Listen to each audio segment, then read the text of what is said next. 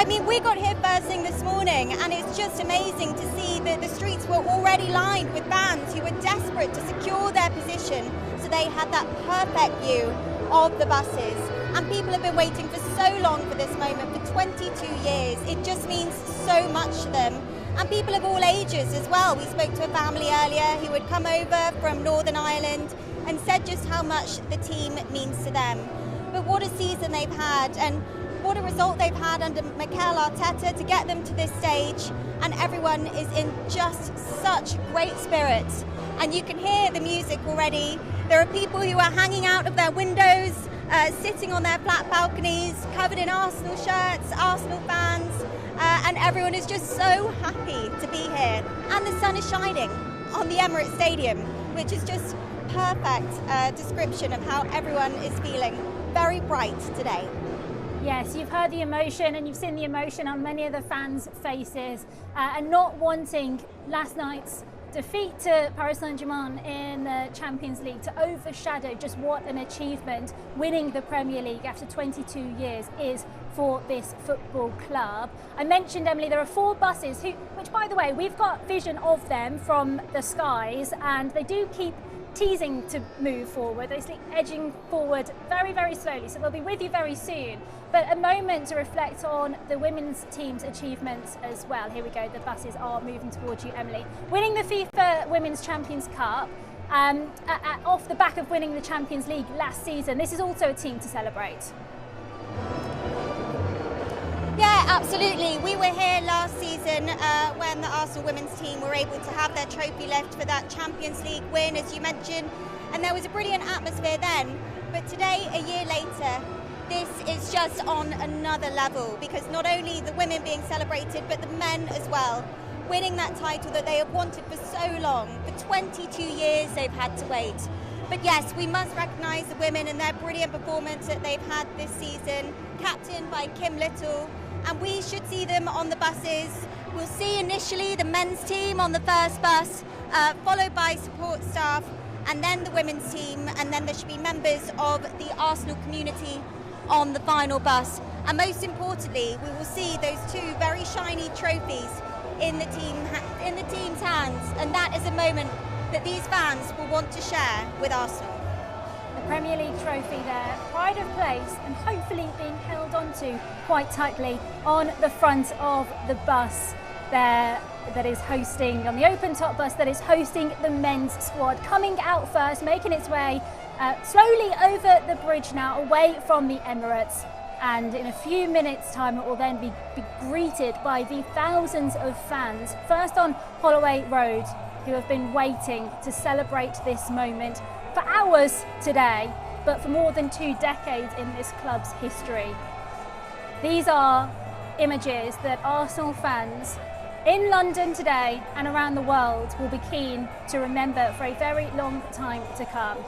And these are players who have had a very fast turnaround, kick off at 5 o'clock in Budapest last night, and then making their way back to London so they can take in this atmosphere and all the people who have come out to celebrate them. What can you see of the players, Emily? They look to be getting their phones out, taking pictures, soaking it up for themselves. Yeah, look at them, they're just enjoying every moment. I mean, I can just about see Declan Rice on the front corner of the first bus, and you can see that trophy resting proudly on the top of the bus with the Arsenal team. And this is such a special moment for them as they leave the Emirates Stadium, ready to greet their fans who have been so incredibly proud of the season they've had. And they're not going to let that Champions League result last night dampen their spirits and all of their achievements. This is the moment that everyone here in North London has been waiting for. Champions 2025-26 on the side of their bus. You can hear the celebrations.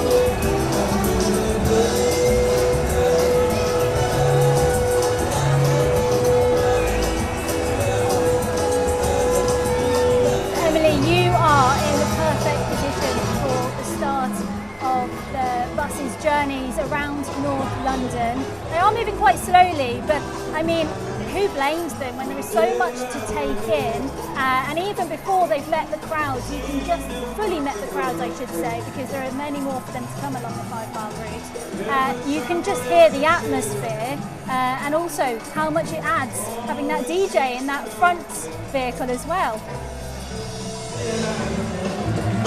Yeah, and do you know what is so special? It's just seeing the enormous smile that is on the players' faces.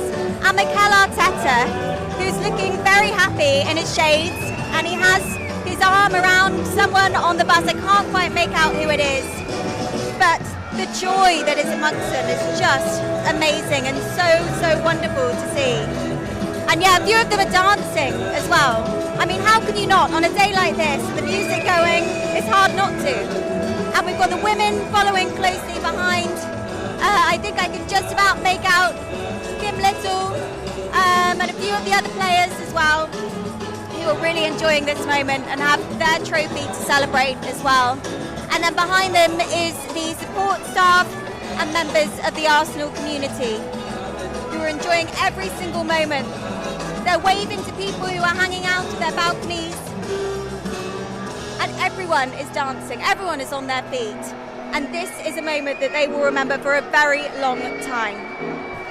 Absolutely. Emily, you soak it up for a little moment. We'll jump along the parade route now, because Matt Graveling is at the next point where we're expecting the bus to make its way to, and this is the point where it really, in earnest, meets the crowds, Matt.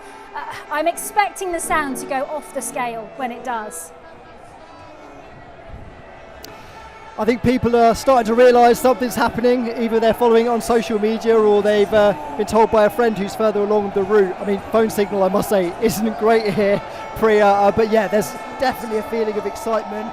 It's an excitement because they know the bus is coming, but also, like we keep saying, 22 years of waiting for this moment.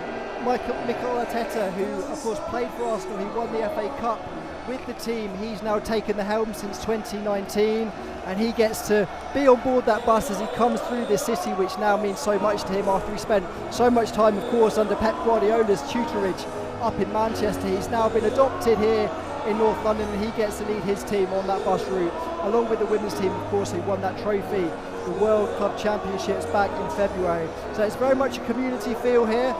You're right, the feeling of tension is mounting, the excitement is mounting. Flares are going off every moment. I'm choking on a few of them, I can't lie. Quite a few of them are by our platform, but that's okay. And you've got a lot of people as well hanging on to structures like lampposts and traffic lights. Something the club did advise people not to do. Stay safe if you can. It's a very warm day, not as warm as it had been, but I can see lots of people with young children hydrating them. They've been here very, very early as well, Priya. I got here, I shouldn't tell you this really, but I'm going to tell you a little secret. I came here to be here quite early, and I got stuck on the tubes because they started closing all the local tubes due to overcrowding. So I actually had to get off at King's Cross before that got closed. I ran my little heart out to get live for the 1 o'clock news. So if you saw me a little bit sweaty on the 1 o'clock news, I apologise. But the crowds, even then, at 11 a.m. was so deep that it was causing problems here in the capital. But now they're here, now they're on this route, now they wait for that bus. Nobody really cares, they are in the party spirit. Yeah, absolutely. And Matt, well done on those efforts. We're glad you made it in time. And also, you mentioned what Mikel Arteta has brought to this football club. Yes, now success on the pitch. Those consecutive second place finishes, the patience that the fans have needed now will all seem worth it. But an anthem that we'll hear, I'm sure, repeated today is the North London Forever anthem, something he as a manager brought to the Emirates. Well, it's interesting, I was actually in North London on Friday and they unveiled a brand new piece of artwork, and I can't remember exactly without looking at my phone what it said when I took a picture, but it was something like, brick by brick, we trusted the process, this is for all of us. And you're right, if you're an Arsenal fan, look, they're one of the biggest teams in the country, regardless of how they've done in previous seasons. But they never had that silverware. They that title that they were lacking. They saw Manchester City hold that title aloft. They saw Chelsea hold it aloft. They even saw Leicester, who no one's expected, hold that title aloft. They were thinking, when is it our turn? And when you watch Arsenal play around the country, as I've been lucky to do, for BBC Sport, one of the chant from rival fans is second again, and that was very much becoming almost like a stick to beat the Gunners with. They were always coming second, and there's a phrase that they use here up in North London when somebody doesn't quite get it over the line. For the white side of the city, they say, oh, that's a little bit Spursy if somebody doesn't quite win, and if we're honest, Arsenal fans will tell you they were also struggling to get it over the line. So I think today is definitely a sense of celebration. It's victory. They've got their first title in 22 years, but it's also one of relief. They finally got their hands on that silverware, something that's eluded them for so long under Arteta since 2019. So now what can they do? How can they build on this, Priya? Because for the last few seasons in the Champions League, they came semi-finals, they came runners-up, and now can they take the next step and go on to lift that? Because a lot of the fans that are here today who I've been speaking to said, if at the start of the season I'd said, well, what do you want, the Premier League or the Champions League? Although it has been 22-year wait for the Premier League, they've never won the Champions League, Priya. And a lot of them said to me, you know what, I'd snap your hand off for that Champions League trophy. Yes, and we heard from some of the players after last night's match against Paris Saint-Germain saying they'll be back. It's made them even hungrier to win Europe's top trophy. We can see the buses making their ways now along Holloway Road and surrounded by several police officers, London's Metropolitan Police, saying this is one of their biggest operations of the year so far, with more than 500 officers out to keep everybody safe. So let's give you an idea then of what this 5-mile route around North London looks like. It started at the Emirates, it's heading its way up Holloway Road now before it turns onto Seven Sisters, down Blackstock Road, and then it continues along Petherton Road, and then eventually it goes up the borough's main high street, and then it heads towards Highbury and Islington and back towards Holloway Road and returning to the Emirates. It takes in a lot of North London. Arsenal's fan base, of course, spreads further afield than North London, but you can see from that they clearly wanted to have a long parade route, and it is around 5 miles long.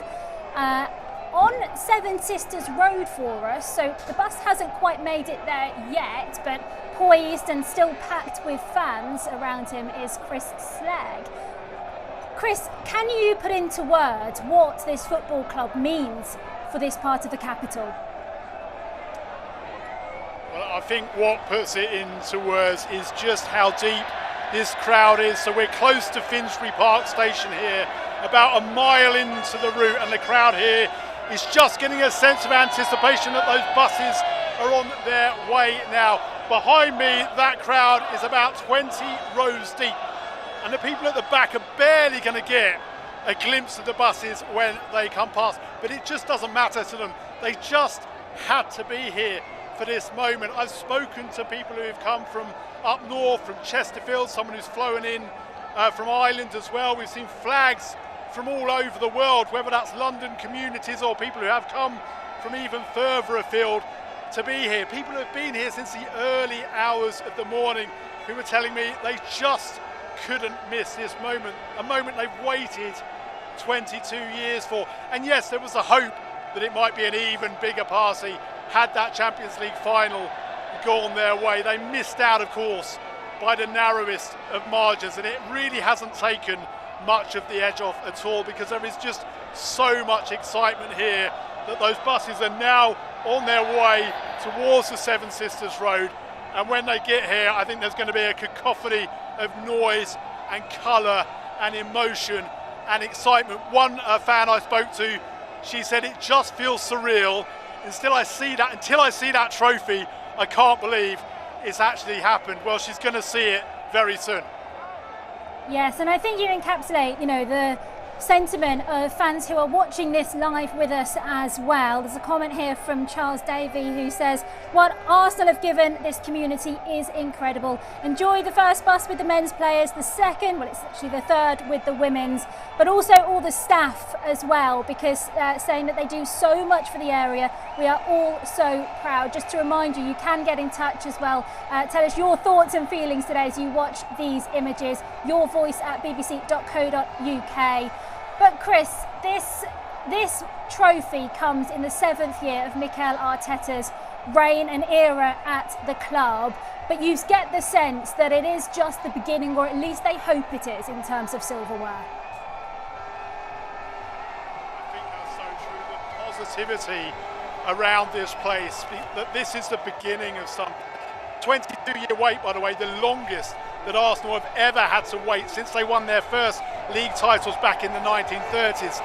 I don't think anyone around here expects it to be another 22 years until they're celebrating again. Of course, we've got Liverpool trying to find a new manager.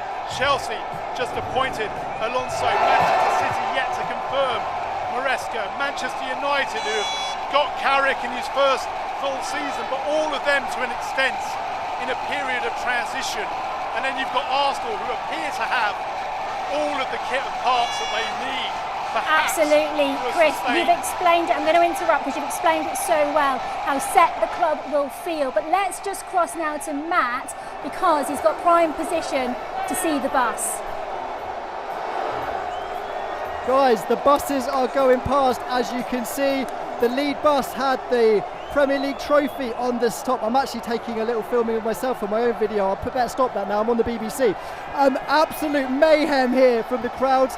Flares going off. Here you can see the women's team coming by with their trophy. Alessia Russo on the front of that bus. Alessia, give us a wave. There she is. Chloe Kelly, of course, the hero of the Lioness, is going past as well. And there is Leah Williamson as well. Absolute chaos here. People blowing their horns, people waving their flags. Mikel Arteta was at the front of that lead bus and he was throwing out scarves to the crowd, a few of them being caught by some of the crowd, some of the young people who've waited for this moment all of their lives. And here is the bus with people from the community, people who have done good things around North London, people who have sold programmes, and there's also the Arsenal mascot, the Gunnosaurus, finishing things off here on the back, pointing to the crowds and getting them to cheer even louder. Wow, okay, that was a chaotic few minutes here. I know you've got more reporters further on down the route, but what a moment for these people. They've been here since 9 AM this morning, a lot of them. It started getting 2 or 3 deep by 10 and 11, and now it's as far as the eye can see, and they've come to see that moment, to witness their heroes going by with the Premier League trophy. And there's fireworks as well. Can we get that? My cameraman, bless him, is on a tripod, but there are fireworks going off in the skies of North London. You might be able to hear them above the crowd. They are incredible scenes, Matt. You can just see how the air is filled with the red smoke of the flares. Let's leave you with these scenes.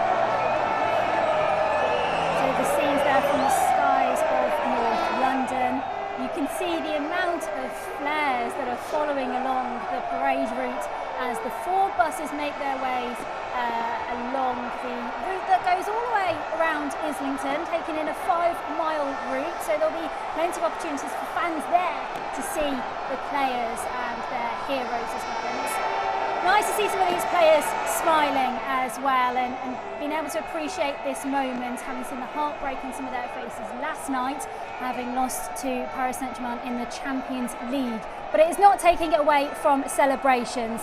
And Alan is somebody who is now joining us from Budapest, a huge Arsenal fan, and you were there last night, Alan, to witness your side coming very close to doing something for the first time, but I'm sure it's not taking away from the happiness you feel today.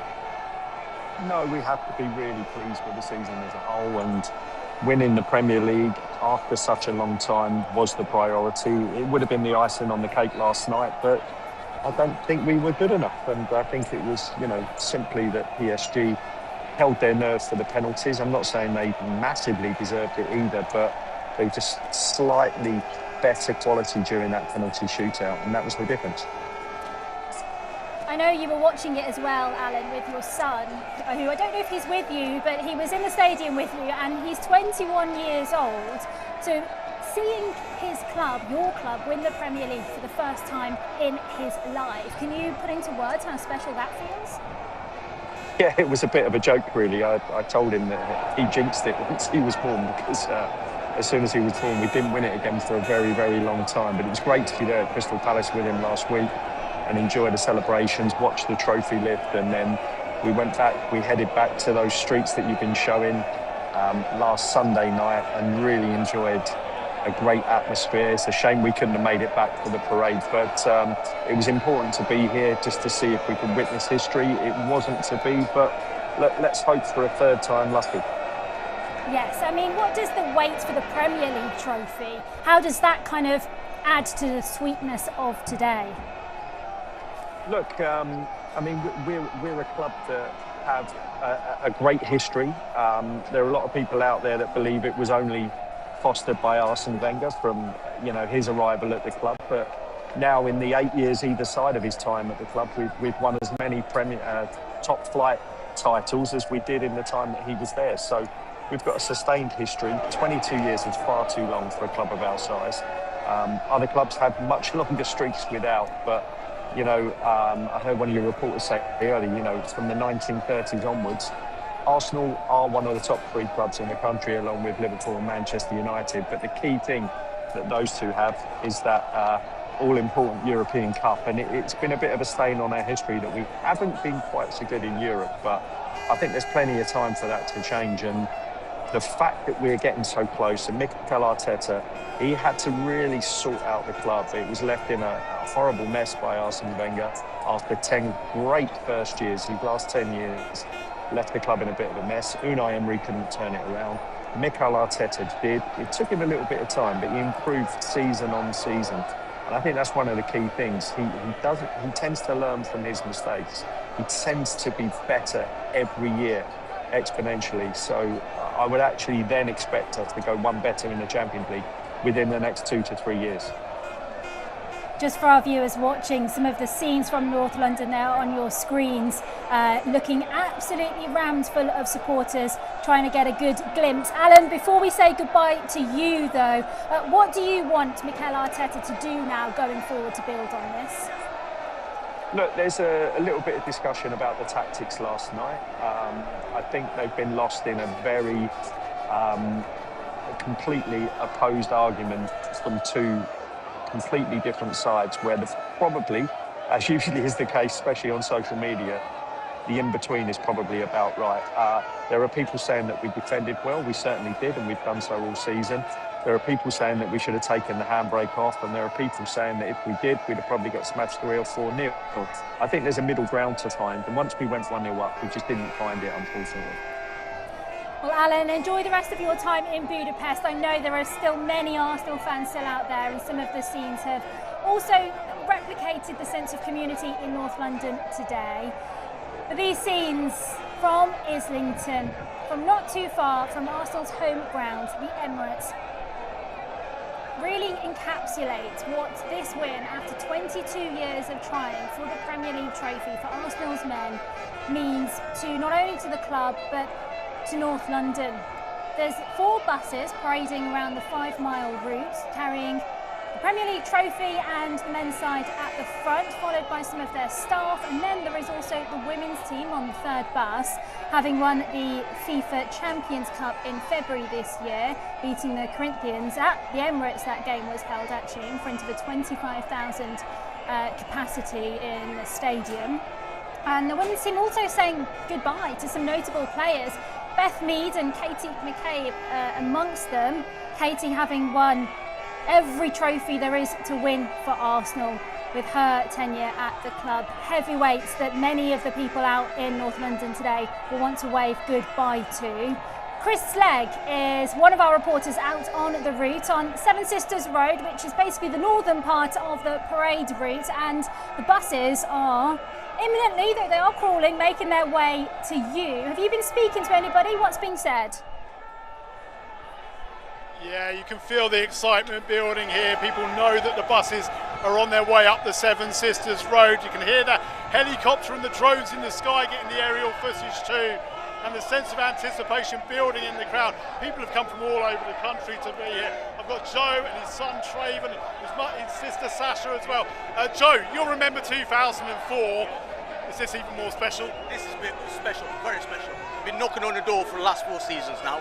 They've finally done it. I'm so excited. You can see for yourself. With all those near misses, runners up in the Premier League over the last 3 seasons, did you fear this might never happen again? No, not really. To be honest, from August last year, we believe in the team, and I thought this was our year. We've been knocking on the door for the last 3 years, runners up, so we've finally done it. So excited. Traven, how does it feel for you to be in the middle of this huge party? I grew up supporting Arsenal during their darkest times, like lockdown Arsenal and the late 2010s. They weren't in the best form. They weren't finishing in the top like 6 every season. So it was a struggle. But now, since 2022, we've been finishing in the Champions League spots, playing teams like Atletico Madrid, Real Madrid, week in, week out. It feels surreal, and to come up against such a good team in PSG and put up a fight for 120 minutes and even past that, it just shows like the gratitude. Well, we're going to have to break off because we're getting ready for the bus to come shortly. We're going to see that trophy really soon. Yeah, the crowds here are trying to get any vantage point they can. We've got people who've climbed up on the rooftops behind me.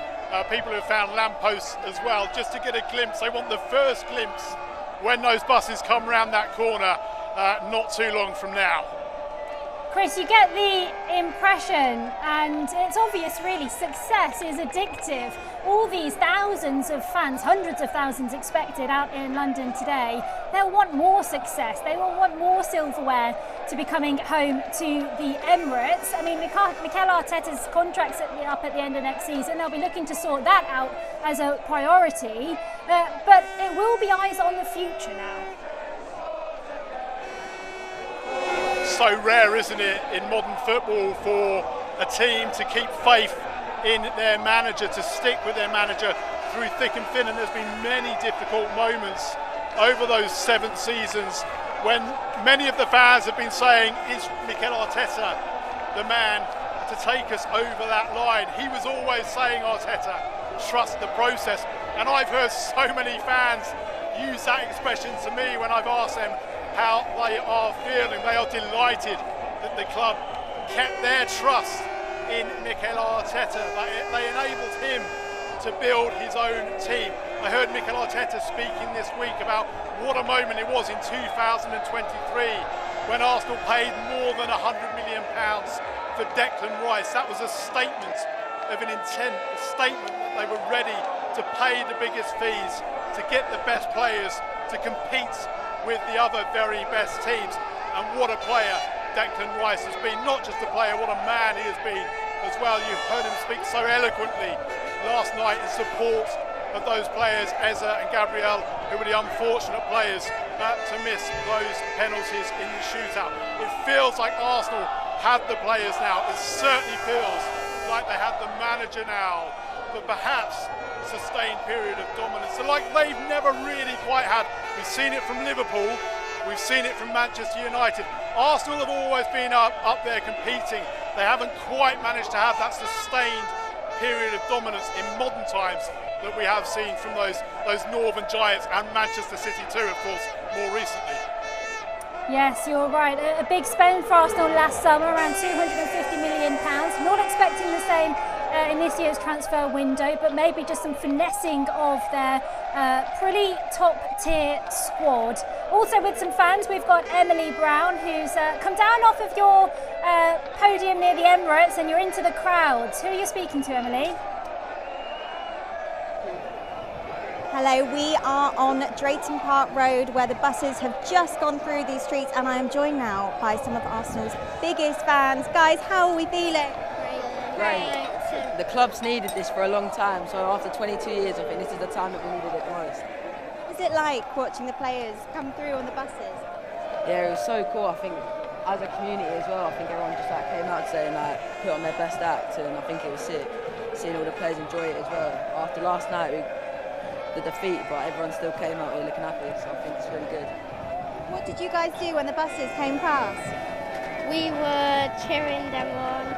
It was so immense. We loved it. Did they wave to you? Yeah, they waved to everyone. And who could you see? Declan Rice, Gabrielle. Yeah. What about you guys? Who could you see? Gyökeres, Seko, Real, Madueke. I think we might have a Raya fan here, do we? Oh, brilliant! Have you guys enjoyed the season? What's been the best moment for you? Maybe when Eze scored in the Champions League outside the box, I think that was a crucial moment as well to get us in this stage. I thought, who else? Trossard's goal against West Ham was probably one of the most important as well. 100%. Yeah, Eze against Tottenham, that was 100% sick. So yeah, I think the season's been really great.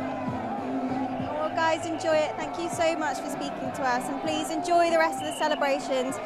Well, there we go, some of Arsenal's fans there who've been enjoying every moment of today's parade. They're still going. The celebrations are still going. Yes, I think they'll be going for quite some time, Emily. I think it'll be noisy where you are. And if you're not an Arsenal fan in North London, you're probably shutting all your windows or maybe getting out of town. I think it was an Eze flag that boy was waving just out of shot there.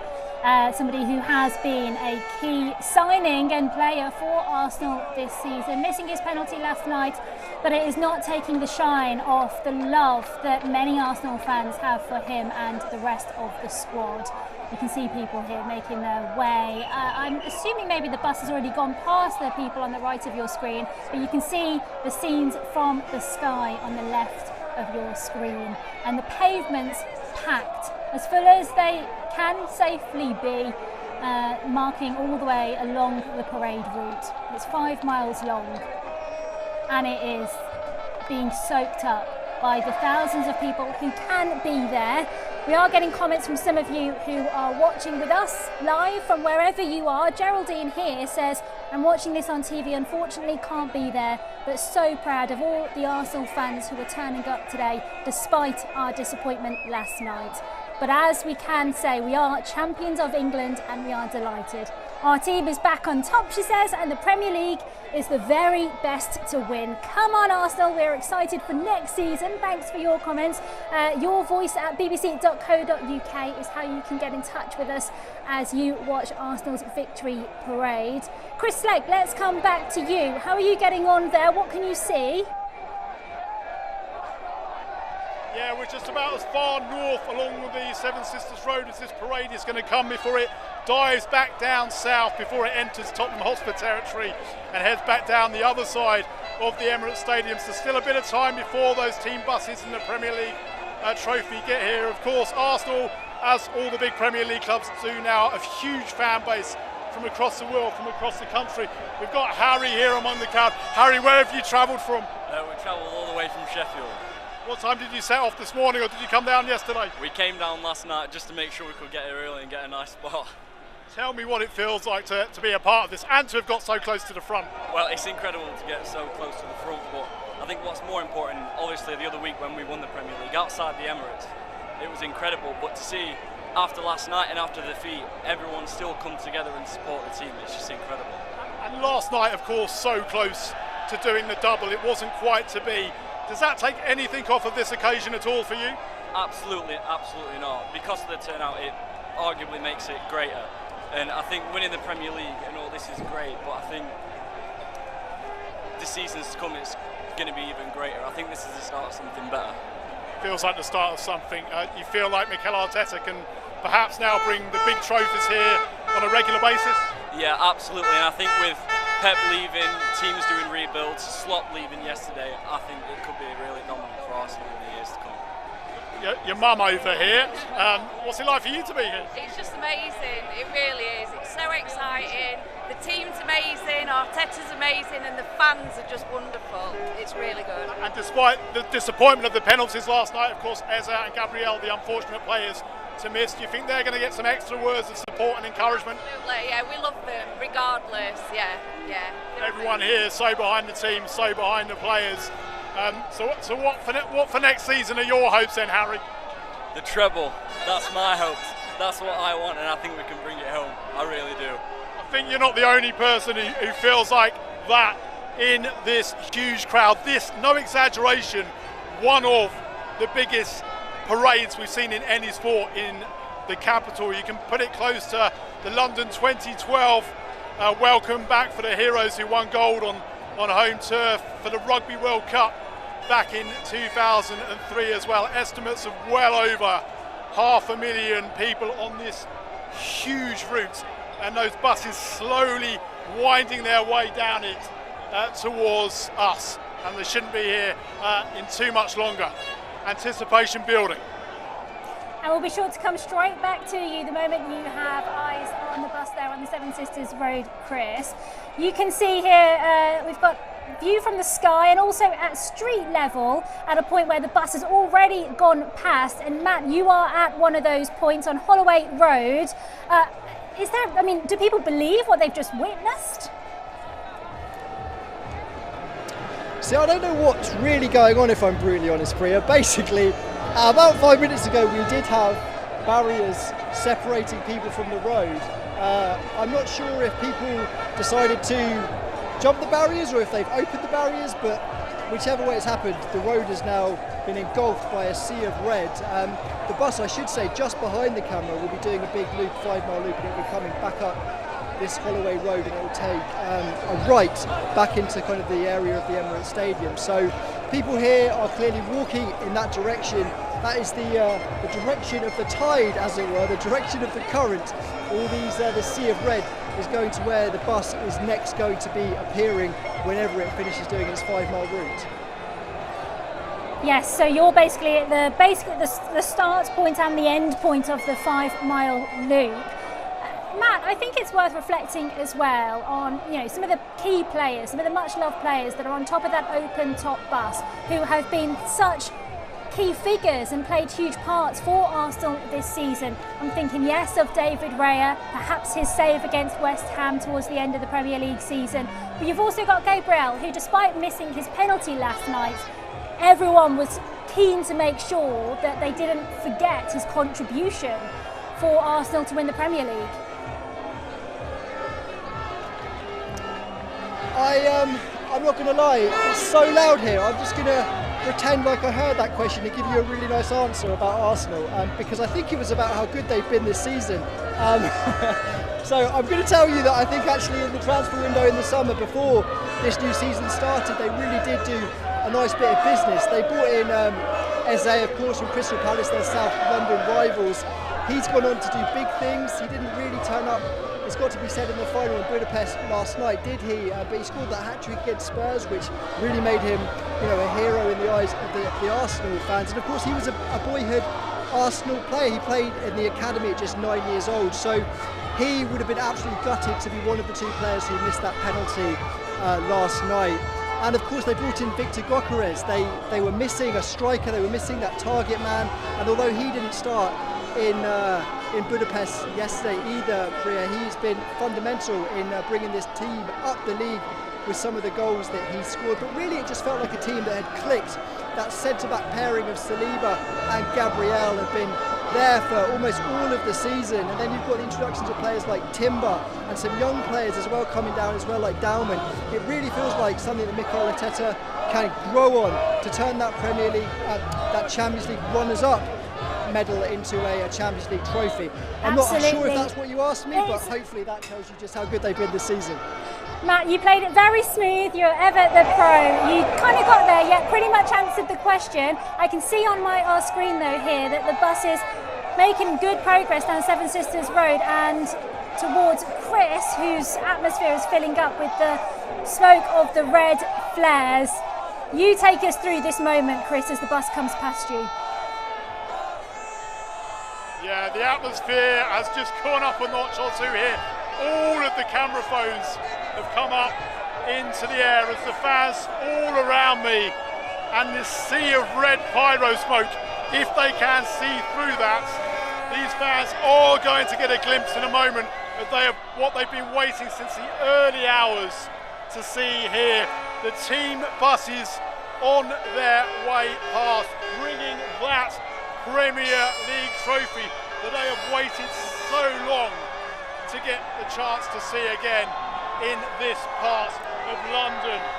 And the first bus is just nearing its way now. I can see that trophy glinting through the red pyro smoke. The noise is building. Campiones, the chant ringing around. And you can just glimpse Declan Rice at the very front on the far left. And the fans and the players united, and the beaming smile of Bukayo Saka. As North London forever rings around this part of the Seven Sisters High Road. Confetti, gold and red, and a huge tifo unfurled down the wall of the hotel behind this part of the routes.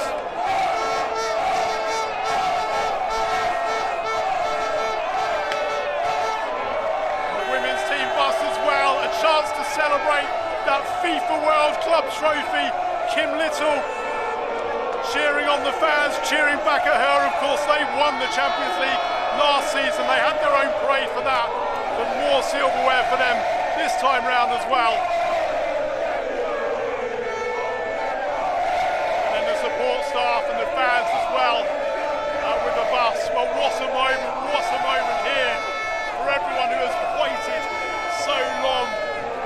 True Londoners, others who have travelled the length and breadth of the country, others who have flown in from across the world to share this moment. One of the biggest sporting parades we've ever seen here in the capital. And I think for everyone here, if they got to see just the slightest glimpse of that trophy and of that bus, and no matter how long they have been waiting throughout the day, all of that was well worth it to be here. Yeah, Chris, I wonder if you can grab anyone to speak to, just to try and put into words what that moment meant to any of them, to see their heroes. Excuse me. It's Chris here from the BBC. What did that moment mean to you? It was amazing. Best moment of my life so far. Unreal. To see the Premier League trophy in Arsenal's trophy cabinet again. Again, yeah. And that means, this is my son. Now, every generation alive today has seen Arsenal win the Premiership. That means everything to me. Do you remember 2004 when you were at the parade in 2004? Unfortunately now, because I was fortunate, I was away. I was out of the UK, but yeah, on telly, yeah. Did you wonder that maybe this might not happen again? Because there's been a lot of near misses. Never. Arteta is our man, I'm telling you.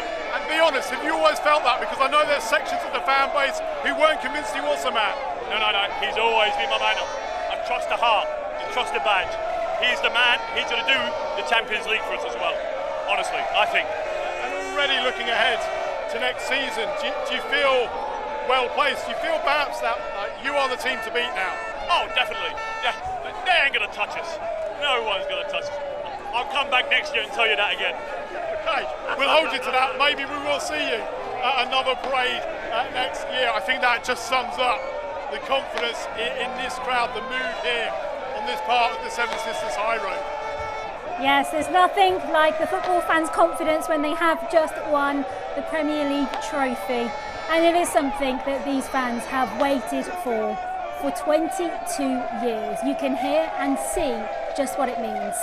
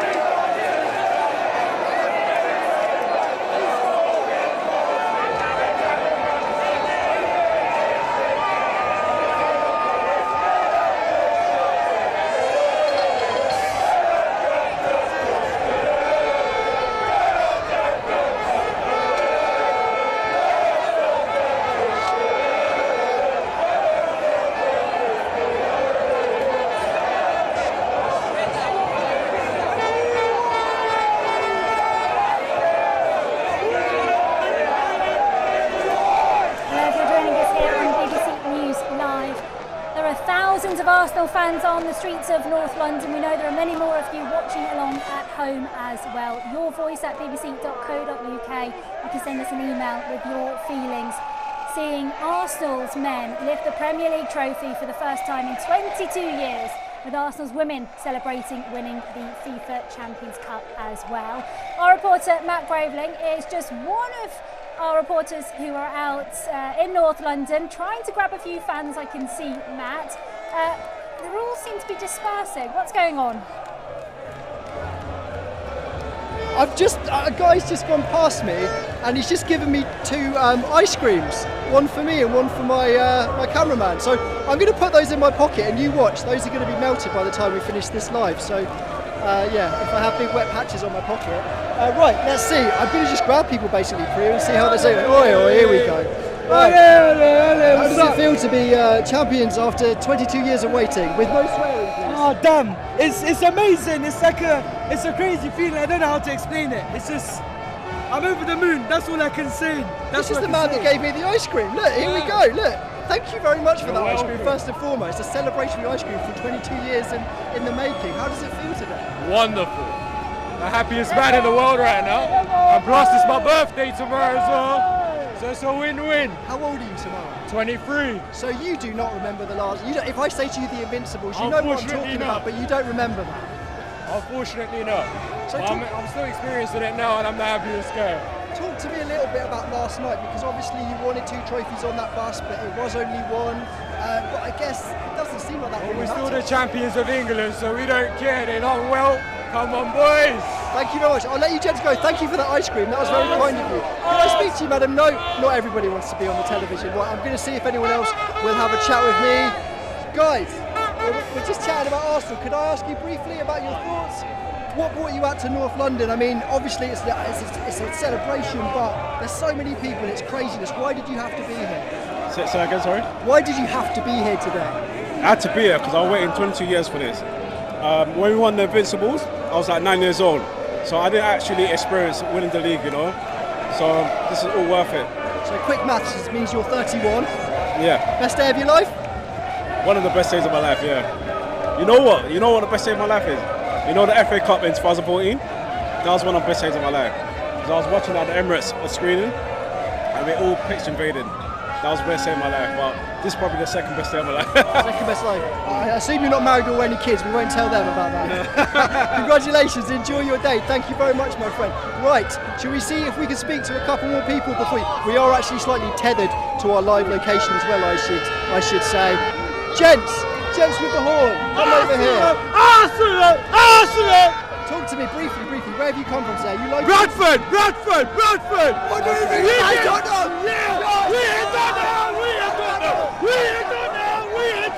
Matt, I'm going to come away from you for just a moment because you can see the excitement. You are in the depth of some of those fans can't contain themselves, and I think they've waited more than 2 decades for. You can see on your screens the view from the sky, the buses making their way on their 5-mile route around North London, and you can also see some of the views at street level as well.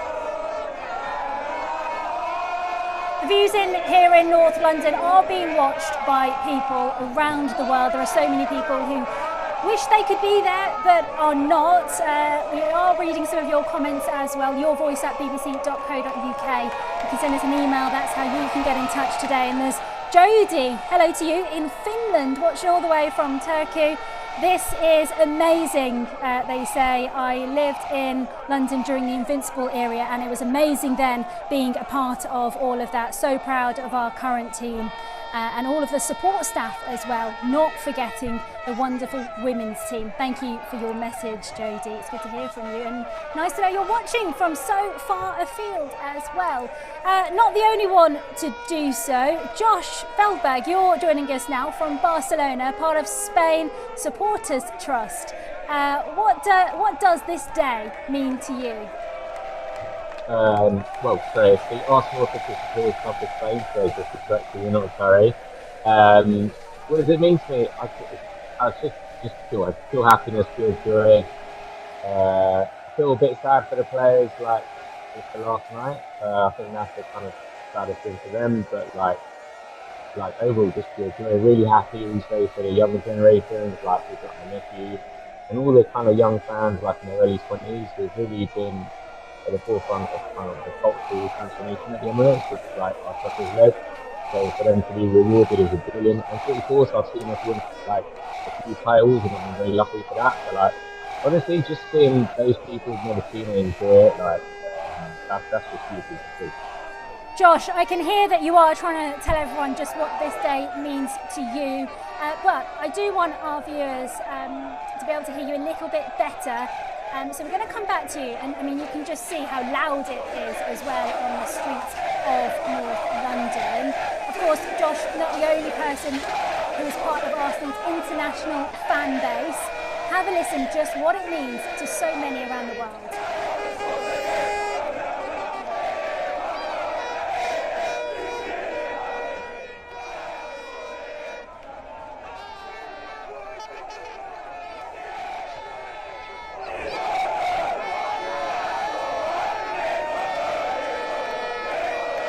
Struggling with a bit of our tech here at the moment.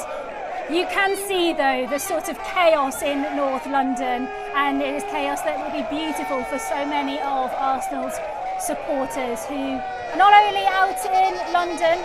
It's a long parade route so that as many fans as possible can get a glimpse of Arsenal's men's team having won the Premier League title, and also Arsenal's women's team who won the FIFA Champions Cup as well. Let's see if we can hear Josh a little bit better, who's from the Spain Supporters Trust, joining us from Barcelona. Josh, just go again, I think, because it's worth hearing what Arsenal's Premier League. Yes, yeah, go on. You go. What this means to you. Just to correct, it's the Arsenal Supporters Club, not a trust. Just to be clear, we're not a charity and anything like that. For me, it's just pure happiness. Really, it's. I'm 44, so I've seen us win a few titles, luckily.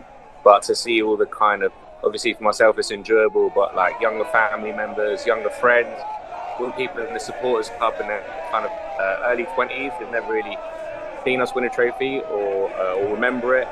And also the kind of younger fans at the stadium, I think, have been at the forefront of the cultural change that Arteta has led at the Emirates. I think it's great to see them like get this. They deserve it as much as anyone. And just seeing the players as well, like just happiness to see them happy as well is just great for everything they've been through, really. And of course, Barcelona is home to one of the giants of Spanish and European football. But what does winning the top flight of English football, making a Champions League final as well, do for the status of the club? I think like the status of the club got very big under kind of Arsene Wenger and the kind of invincible Thierry Henry era, but there are all like most of our fans are actually Spanish, and we have a very large Catalan contingent as well. But I think like this definitely goes further. It's a first trophy we've won in terms of the sort of being in the social media age, if you like. But I think it elevates Arsenal in that sense. But also, I think it's just already been shown, like seen in already Africa, like the status Arsenal's got, and like you've seen the sort of parades around Kenya, Ethiopia, just to name a couple of countries. But I definitely think like given the prestige of the Premier League, all the Premier League games are shown here in Spain on Spanish TV. So especially in Barcelona, because we've beaten Real Madrid a few times now, and they are their biggest rivals. So whenever I wear my Arsenal shirt in Barcelona, people always cheer me anyway. But I think it definitely helps. For sure. I think it can only get bigger, really. We're already massive, right? We're like 300 members, most of the Spanish already, which I think is incredible. So yeah, it's great to hear, really. You're just breaking up there a little bit, Josh, but I'm going to ask you one more question, and that is because I know you grew up in the part of London that our viewers can see on their screens now, just off Holloway Road, that is parallel to the Emirates Stadium. Can you describe how it feels seeing your home city, your home borough, be painted red today? Yeah, it's just crazy. I grew up just off Holloway Road, really, just at the bottom of Tufnell Park Road. Like, went to school not too far from there. Yeah, it's just amazing. Like, the amount of times I've just walked down there and nothing in the day. To see it all red like that now is just, on the TV, it's amazing. A bit quite sad I can't be there today.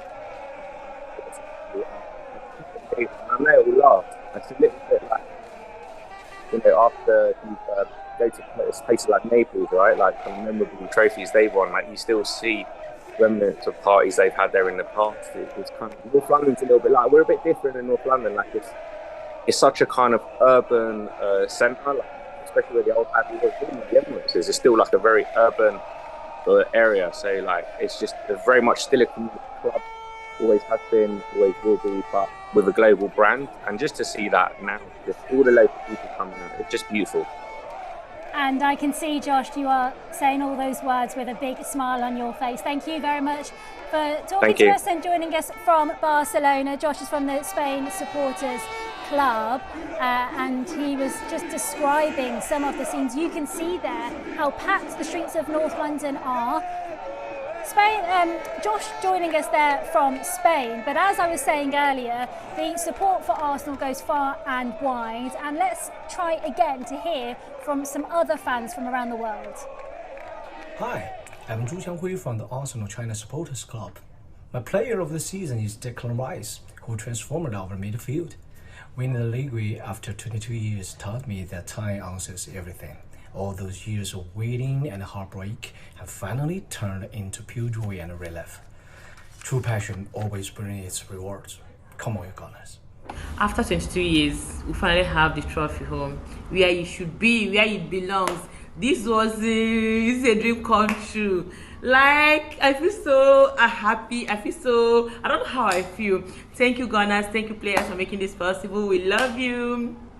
So, my standout moment of the season, I think this says it all. After review, West Ham number 19, Thomas found the goalkeeper. Woo! My name is Anderson Emeka from Arsenal, Nigeria, and my standout moment of the season would be that Raya save against West Ham. My heart left my body. But I believe that moment was what won us the title. Come on, you Gunners! Some passionate fans there from China and Nigeria. Thank you for your messages. The scenes here in North London then. These are the crowds past which the buses have already gone. But earlier our reporter Emily was speaking to some of them. The end of the celebrations, I suspect. No. Block. What a good run. Enjoy yourself, guys. Thank you.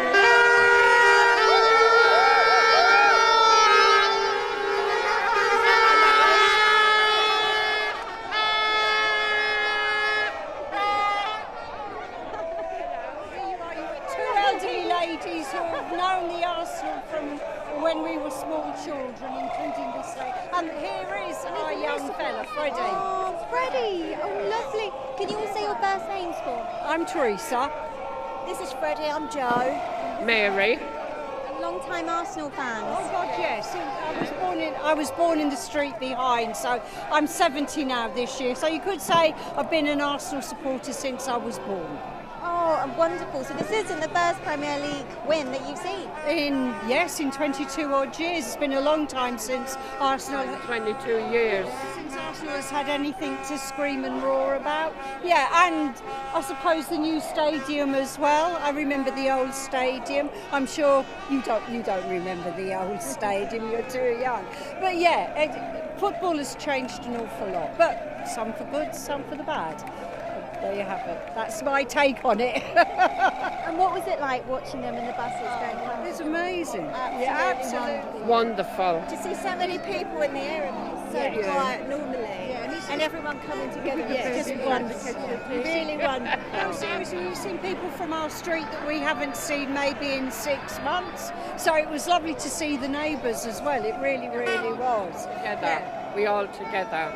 It's might be Arsenal's one of Arsenal's youngest fans, I think. We have here. This is Freddie O'Hara-Nicholson. Has Freddie been enjoying it? And can you tell?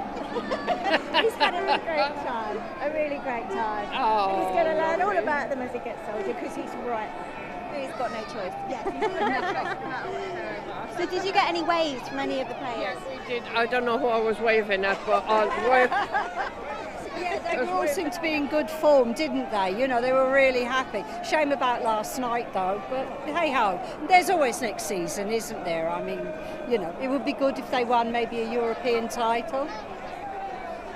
And what's it been like? You said you live locally. What's it been like for the past week? It's been amazing. People have been coming and going. You've seen people who've got the Arsenal t-shirts on. You say hello to them and they're saying hello back to you and saying how wonderful it is. Normally when people walk past you on Drayton Park, they never say anything. They don't. So it's been really, really a nice atmosphere. So yeah, so thank you Arsenal for doing this past week for us.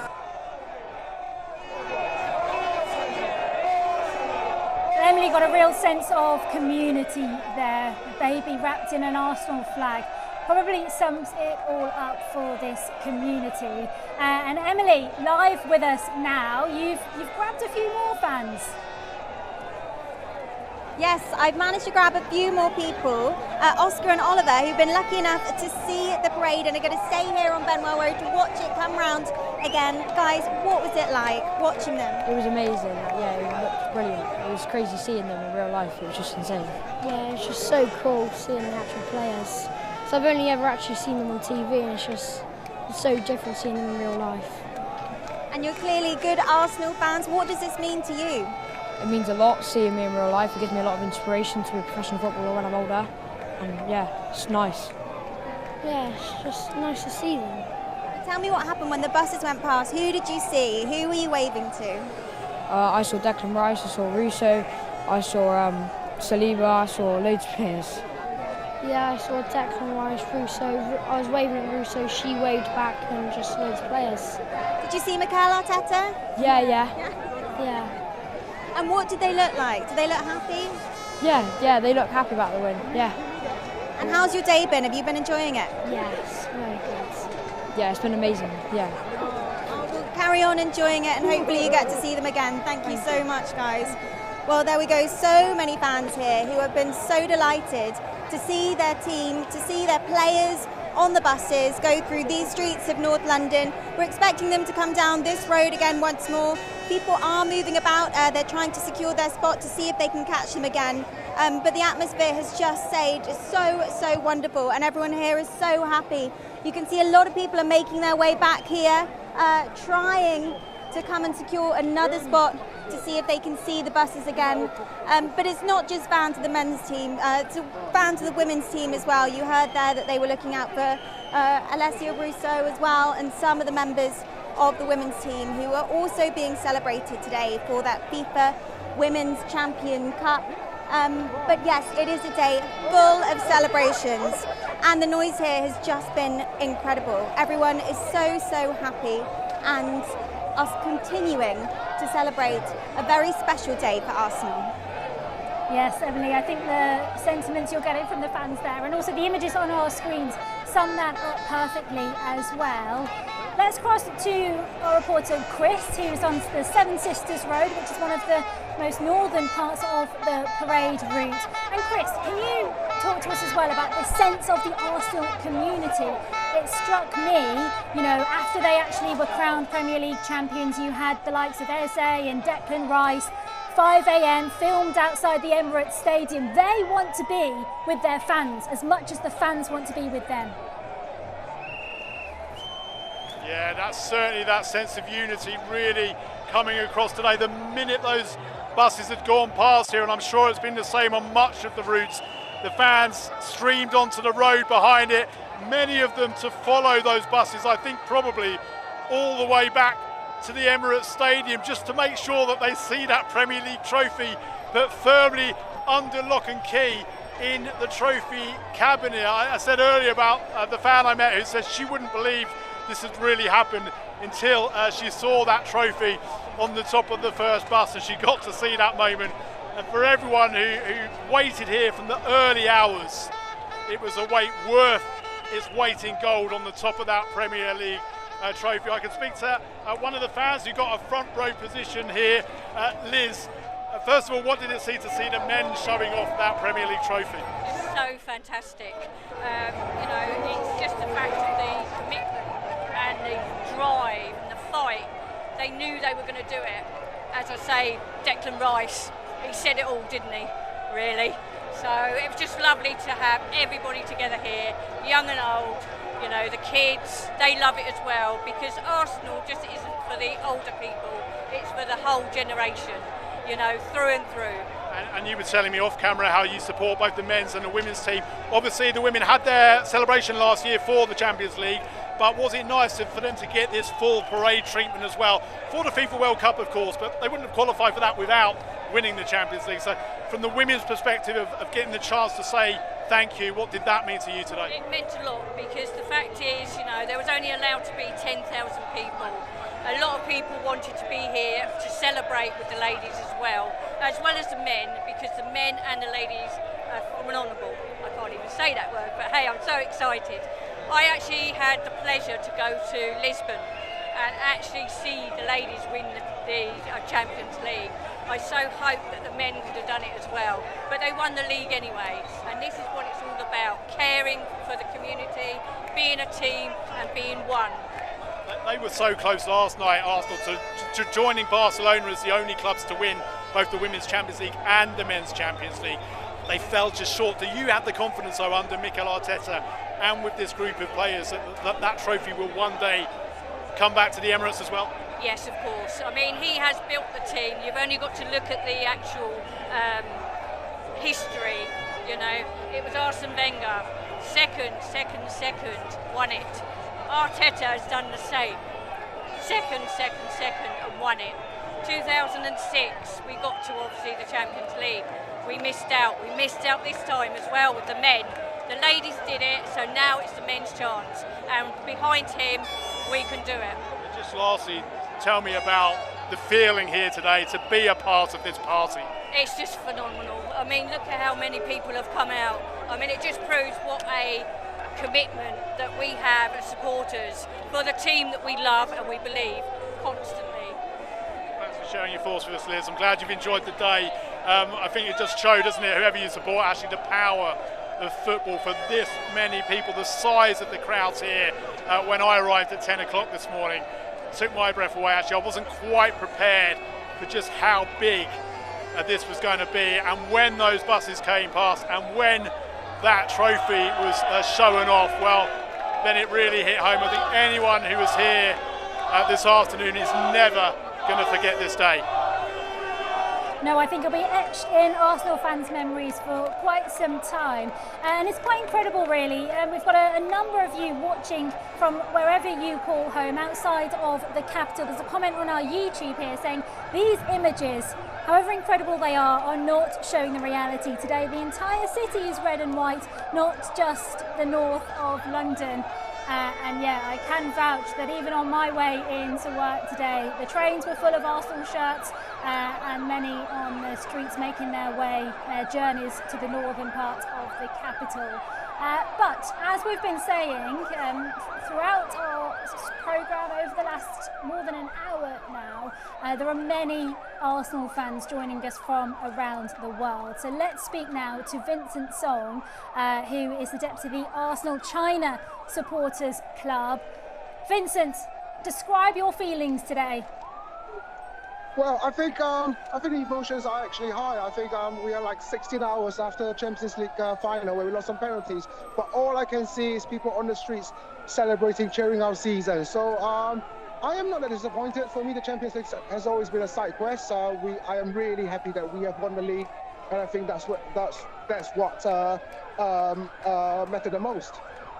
And I just want to tell our viewers as well that where you are joining us from now is basically near where your flat is, which is located on the old Highbury Stadium. We heard some fans earlier talking to our reporter about when the new stadium, when the Emirates was built. What does it mean to you to live in the former heart of Arsenal Football Club? Well, I mean, it means everything. Obviously, it's a part of our history. It's been exactly 20 years since we moved from Highbury to the Emirates. I have never had the chance to, obviously because I was born in China. I came to the UK in 2008, so I've never had the chance to watch a game at the Highbury. I started watching, going to games at the Emirates, so it means a lot to me that obviously that I can be living here, living a part of the Arsenal history. And you've had a journey a little bit similar to the players themselves, because you were actually in Budapest yesterday, but you really wanted to make sure you made it back to London today for this parade, right? Yes, obviously, yes. I was in Budapest. I came back on the flight. I came back to Luton this morning at 9 o'clock, really. So I really wanted to join the parade. Like you said, I think they mentioned they've got 29 flights from Budapest to London today, and every single plane is full packed of Arsenal fans, like myself. Yes, of course. And what was the atmosphere like, Vincent, in Budapest yesterday? We saw the streets packed before, but carry on. Yeah, sorry. I think the atmosphere was good. Obviously, we've got it's between finals between Arsenal and PSG, but all I can see on the neutral ends and on the streets of Budapest, it has all been Arsenal. Even after the final whistle, I mean, I think we were in all right spirits. I think it's gutting, obviously, to lose on penalties, to go out in the Champions, to lose the Champions League final for penalties. But every single Arsenal fan I've met on the plane, I've met on my way back home, I've met in Budapest. I think we have been, in general, really happy about how this season have gone for us. And what are your hopes going forward, in particular over the summer transfer market? We won't expect to see the £250 million spend of last season, but perhaps a midfielder, someone on the left wing. What do you think Mikel Arteta needs to do? Well, I think he did say in an interview yesterday, he said that he's going to make decisions. I'm not sure what quite that means. Maybe he's going to be ruthless. Maybe he's going to sell a player or two that we won't be expecting. But I mean, I trust him. I trust him to do whatever's the best for the team. I think a couple of years ago he took he made a very bold transfer to replace Ramsdale with Raya, and I think a lot of supporters weren't quite sure at the time. But I think it worked out brilliantly for Arsenal. So I trust him to do what he feels that's needed for the team. Yeah, David Raya, the rise of him having started his life in English football with relegated Blackburn and then making it to the Champions League final yesterday, making a save in the Champions League as well for his side. Vincent, it's great to be able to talk to you. Enjoy the rest of the celebrations where you are in Highbury, North London. Thanks so much. Yes, thank you so much. Thank you. Come on, the Arsenal, come on. Yeah, come on the Arsenal, words that are repeated several times, and you can hear their song, North London Forever, a song Mikel Arteta himself brought to the club. And in fact, Louis Dunford, who is the artist who wrote and performed this song, is on one of the buses today, on the fourth bus. There are 4 buses in total, as somebody who the football club wanted to be part of their celebrations. The view here from the sky of the Emirates Stadium in North London. The fans have been urged not themselves to head to the Emirates. It's where the bus is departed from and will eventually head back to. But the 5-mile route is basically doing an odd-shaped circle. It's more like a rectangle around the Emirates, taking in many of the streets around North London. Our reporter Matt Graveling is on Holloway Road, which the bus now has long been and gone, but will eventually be returning to when it makes its way and it has finished its full loop. The scenes behind you, Matt, have been one constant party. Well, I've just been serenaded, Priya, to a little rendition of North London Forever, as you were talking about. There's now a song about Tottenham, which is been sung a few times here today. 22-year wait is over, and they're keen to tell everybody about it. But as you say, that bus on its 5-mile route left here, it feels like a long time ago now, and it's gone all the way around Islington, and it's going to be going, I don't know how far you can see in the background, but it's going to be taking a right-hand turn up the road behind me, going back into the Emirates area. And all these people here, well, they know that too. So they're not going home just yet because they want a second chance to see their heroes. I'm not sure if you can see the singing and the dancing going on behind me, but people lifting their shirts with names on the back, Saliba, Saka, Cazorla, some fans wearing, of course, some of the names of players like Cazorla, who came to this club and didn't quite win the Premier League, and others wearing some of the heroes that were on that pitch in Budapest last night. So I'm not too sure where the bus is. You may have a little better idea of that than me if you've got some more intel on the ground, or maybe that helicopter shot is still feeding back. But one thing that is for sure, as I step out of the shot, can we see that? Can we see that down there, cameraman? Is that the atmosphere here is still absolutely intense. And I'm not too sure it's going to finish even when the bus does get done on its route. No, you get the feeling that North London will be very loud for quite some time to come. We have got those helicopter shots, and you can kind of also track where the buses are based on where you can see the red flares and the smoke from the red flares rising high into the sky. There are 4 buses making their way around the streets of North London. They're celebrating Arsenal men's win of the Premier League trophy for the first time in 22 years. They're also celebrating the Arsenal women's win of the FIFA Champions Cup, and they've also got a selected number of staff and people from the wider Arsenal community as well that the club wanted to be part of their celebrations today.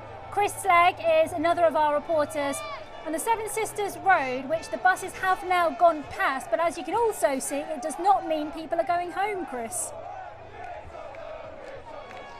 Yeah, that was quite something when the buses came past and the fans afterwards just streamed onto the road behind it, many of them following it all the way, I think, for the rest of the route to the Emirates Stadium. They want to see that Premier League trophy put now in its new home, put safely into the trophy cabinet at the Emirates. Well, guys, just bring the volume down a little for me because I want to speak to Crystal. I've got Crystal with me. She was here when there was last a parade back in 2004. Tell me, back then times were very different, weren't they? Absolutely. It's like a dream come true. I couldn't believe that we're going to go through that road again. And to see the day happening today in London, it's amazing. And last time you were here, tell me your children were with you? Yeah, I had 3 of my boys. The youngest of my boys were only 2 years, and I had a pram, 2 at the front, 1 at the back. And today to come here with my beautiful daughter Graciela to experience this is priceless. Yeah, your kids just babies last time. You've got Gracie Ella, a bit older than those kids were, yes. But Gracie Ella, what was it like for you to see that bus come past, those Premier League stars on top and that trophy there? It's like my first experience. I've never seen a bus before. I've seen other teams do it. This is an excellent experience for me. It's I've seen it before. Now I've seen it in real life. It's just amazing. I love it. Describe what it was like to be here today in the midst of this huge party. I've celebrated sometimes, but not most of the time because Arsenal have the drop down. So then when I first saw them on the bus, I remember all of the good times and just celebrating with them. Yeah, it's been a long time, hasn't it, Crystal? Did you think back in 2004 it would be 22 years? 22 years, but when it comes to Arsenal fan, the electricity, the chemistry, the happiness, everything was just on spot. Thank you very much. Thank you. That happiness, that electricity, thank you, Crystal. Thank you, Graciela. That happiness, that electricity really comes across on this part of the Seven Sisters High Road. People were gathering here from the early hours. I mean, Crystal, who I just spoke to, a Londoner, yes, but people who have come from the length and breadth of the UK, people who've come from all the way across the world to be here, and that wait for them was worth every second when they had that moment and the players went past here and that glorious Premier League trophy was shown off to all of the fans who have travelled in their thousands to be here. And the other striking thing, I think, as well, Chris, is that this being a joint celebration for the women's team as well. And there are plenty of Arsenal and general football fans who say Arsenal have won the Champions League because the women did it last season. And this is a celebration of their FIFA Champions Cup win. But some real heavyweight players who have been part of this squad are departing this season. Beth Mead, Katie McCabe amongst them, and these are also household names. These are key players for the whole Arsenal community.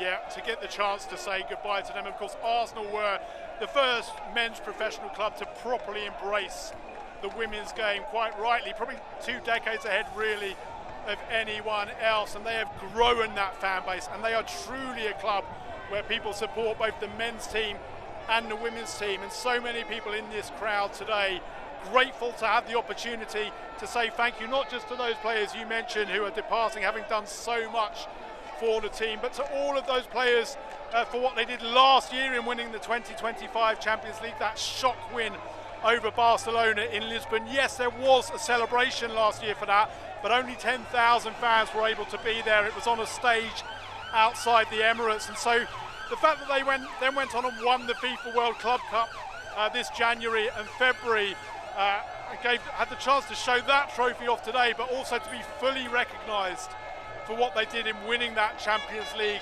last season. Of course, Arsenal women have won the Champions League twice, the only English clubs who have ever won it. It is still the only prize missing from the men's collection. They had the chance last night to follow Barcelona as the only club to have won the Champions League in both the men's and the women's game. It didn't quite happen for Mikel Arteta and his boys, but there's so much confidence among the crowd who have been here throughout the day that it might not be too long before that men's Champions League comes back to rest in that trophy cabinet along the 2 that the women have won as well.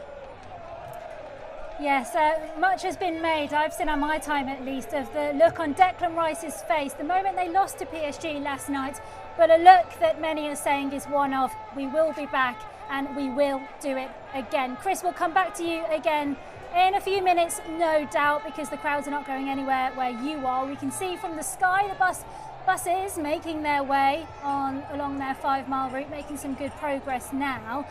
But let's speak to Rakeem Noble. He's going to give us a bit of an inside scoop here because, yes, a huge Arsenal fan, Rakeem, but you're also part of the Emirates hospitality staff.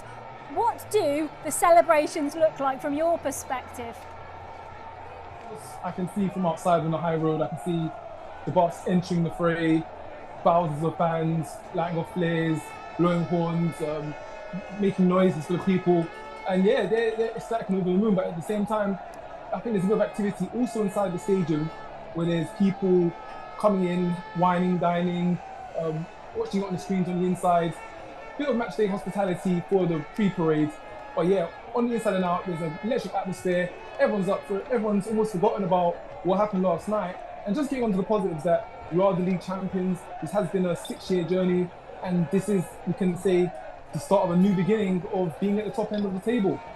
I guess the celebrations today almost the perfect antidote. But what is it like for you, as somebody who is a huge Arsenal fan, and then you get to be in those celebrations? I mean, what does the celebrations look like? What's the hospitality like?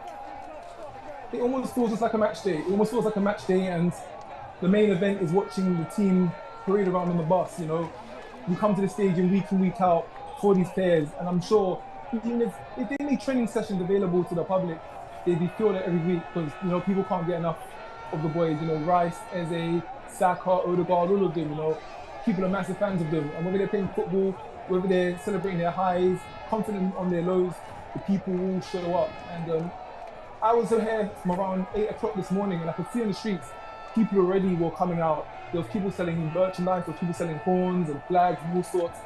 There was families around. And this is, like I said, just 8 o'clock. Now it's about 3:30, and yeah, things are in full swing. And the parade, I think, is going to go until 5 o'clock.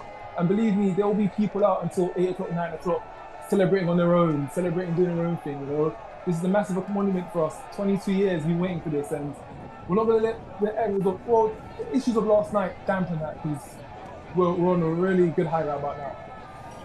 Yes, I'm sure the fact that it's Monday tomorrow won't deter quite a lot of people. Do you have any idea how many bottles of champagne you've popped? I'll just count after the first 2 dozen. After the first 2 dozen. You know, like I said, the events of last night haven't deterred everyone at all. I'm not going to lie, I was gutted last night. But I'm today I just put it in the past. You know, it's a lot easier to get over a heavy loss when you've got a big win behind you as well. And that Premier League title, like I said, that was the key aim of the project. That was what we were all going for at the start of the season. If someone told me that we would have gotten to the Champions League final but win the league last year, I would have thought, no way, that sounds too good to be true. We was on the verge of a double, the biggest double you could get in club football, and we came of it short by a penalty. So you know what? For what we set up from, for what we've achieved, I can't be too mad at that.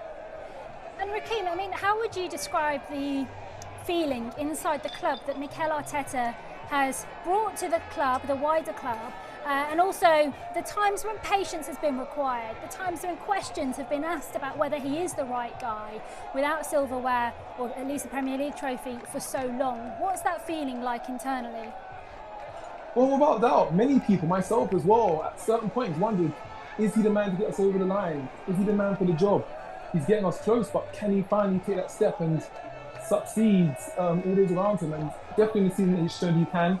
And it's refreshing, it's revitalising. I think it's revitalising for all of us. Because admittedly this season, if he wasn't sort of got over the line this season, it may have been a very different discussion right about now. It would have not been the cheers and the drones and the patience that we've had.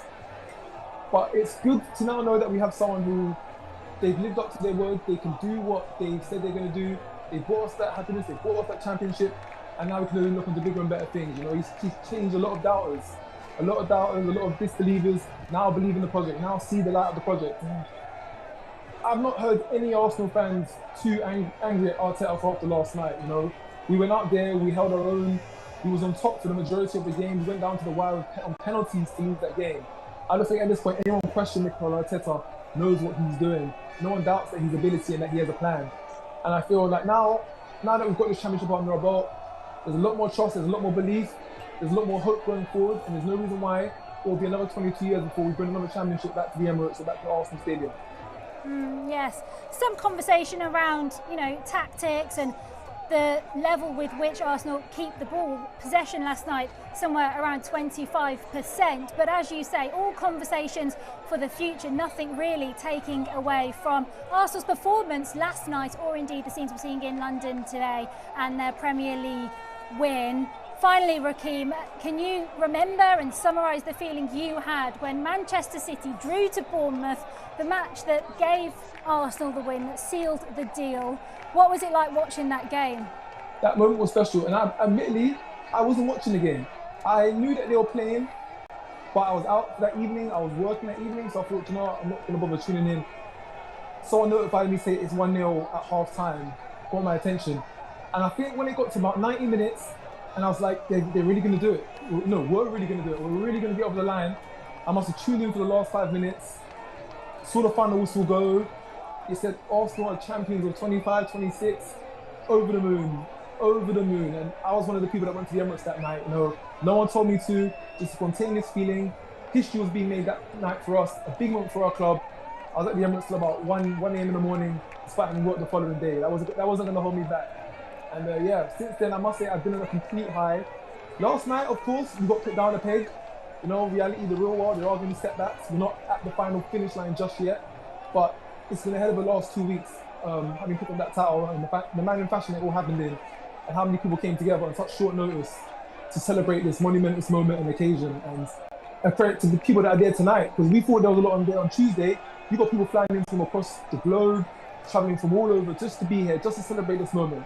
And that just shows how big of a club Arsenal is and how much more will go along the way. Rakeem, I think you've put into words how so many Arsenal fans are feeling today. Thank you so much for joining us. Huge Arsenal fan, but actually joining us there from the Emirates, where he's just finished his shift as a hospitality worker as well. You can see here the buses then making their way through North London. The crowds are not going anywhere. There are a good 10 people deep, filling the pavements as much as possible. The men's side here leading the way. The Premier League trophy itself, I can just see there being held off the side of the bus. I can't quite make out who's holding it, but it's been passed around between the players and some of their staff who are on board with them as well. You can see the guys, I think that is Mikel Arteta just at the front there, part of that front row of players, waving to fans as they have been waiting for, many of them, hours for this moment to get the glimpse of their Premier League winning side.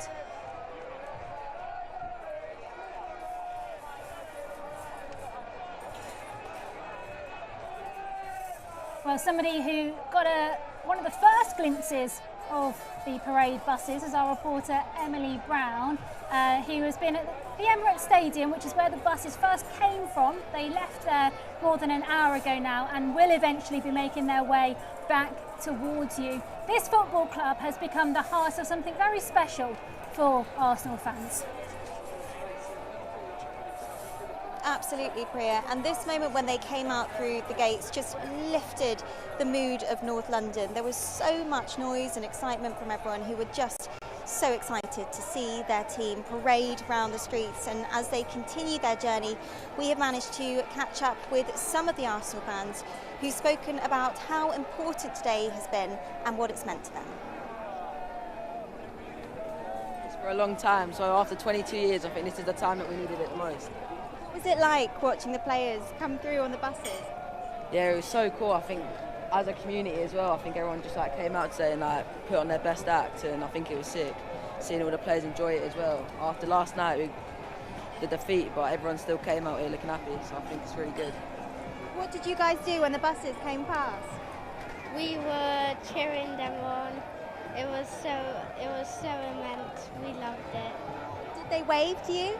Yeah, they waved to everyone. Who could you see? Declan Rice, Gabriel. Yeah, that. What about you guys? Who could you see?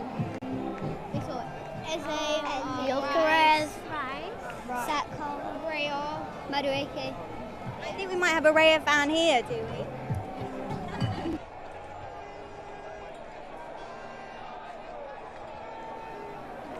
I mean, it's really sweet, Emily, you being able to speak to such young Arsenal fans. I know Thierry Henry, a legend of the football club, wrote on Instagram that when it was confirmed that Arsenal had won the league for the first time in 22 years, saying a special thanks to this generation. Finally now, my kids saw us winning the league. And that has been a recurring theme today.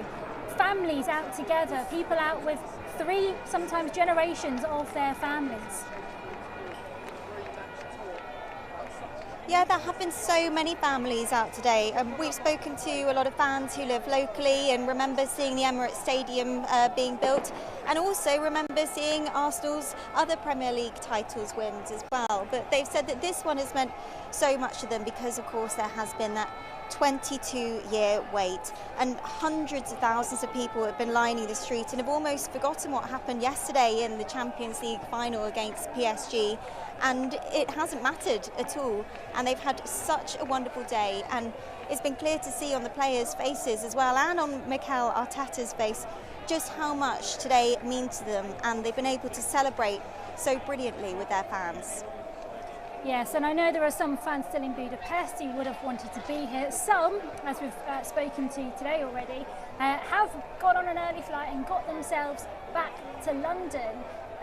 There are many people also, Emily, talking about what can come next. This is a club now that will be wanting to build on this success and have more of it next season, the seasons to come. Yeah, absolutely, and Arsenal have improved every season for the last 6.5 seasons since they've been under Mikel Arteta. So now the ambitions really are there, and they've managed to get to a Champions League final, something that they haven't done for 20 years. And speaking to the fans here, they've said that next year is the year that they're going to win a Premier League title and a Champions League title. So people are really feeling very ambitious and optimistic about the club. Yes, there are a lot of people now who have full faith in Mikel Arteta, especially when they look around at some of their rivals, looking for new managers. If you think about Liverpool, or just trying to get a new way going for Chelsea. Pep Guardiola also departing Manchester City. So There are reasons that many Arsenal fans today have told you and many of our other reporters along the route that they are feeling like this could be their full era, this could be their time. The Premier League trophy coming in Mikel Arteta's 7th year in charge, but as you say, Emily, they'll be hoping that there will be more to come. These aerial shots here on your screens, following the buses as they continue their parade around. They've been travelling now for close to a couple of hours. We got going just after 2 o'clock this afternoon in London, and there have been some very patient fans who have been out. Hundreds of thousands of them were expected out on the streets of London, and they have lined the streets. They've all been waiting patiently, trying to get prime position to see the men's team who are on the front bus and some of their staff on the second. On the third bus, they're also celebrating Arsenal's women, having won the FIFA Champions Cup in February. That inaugural competition, they beat the Corinthians, a South American side, 3-2 at a pretty dramatic game actually that was held at the Emirates. And then there are some selected people from the wider Arsenal community on the fourth bus as well. We'll leave you with these shots, but as we do, let's speak to Lizzie Greenwood-Hughes, who's our BBC Sport presenter joining us from Salford. And you've been watching these images, Lizzie, taking them all in.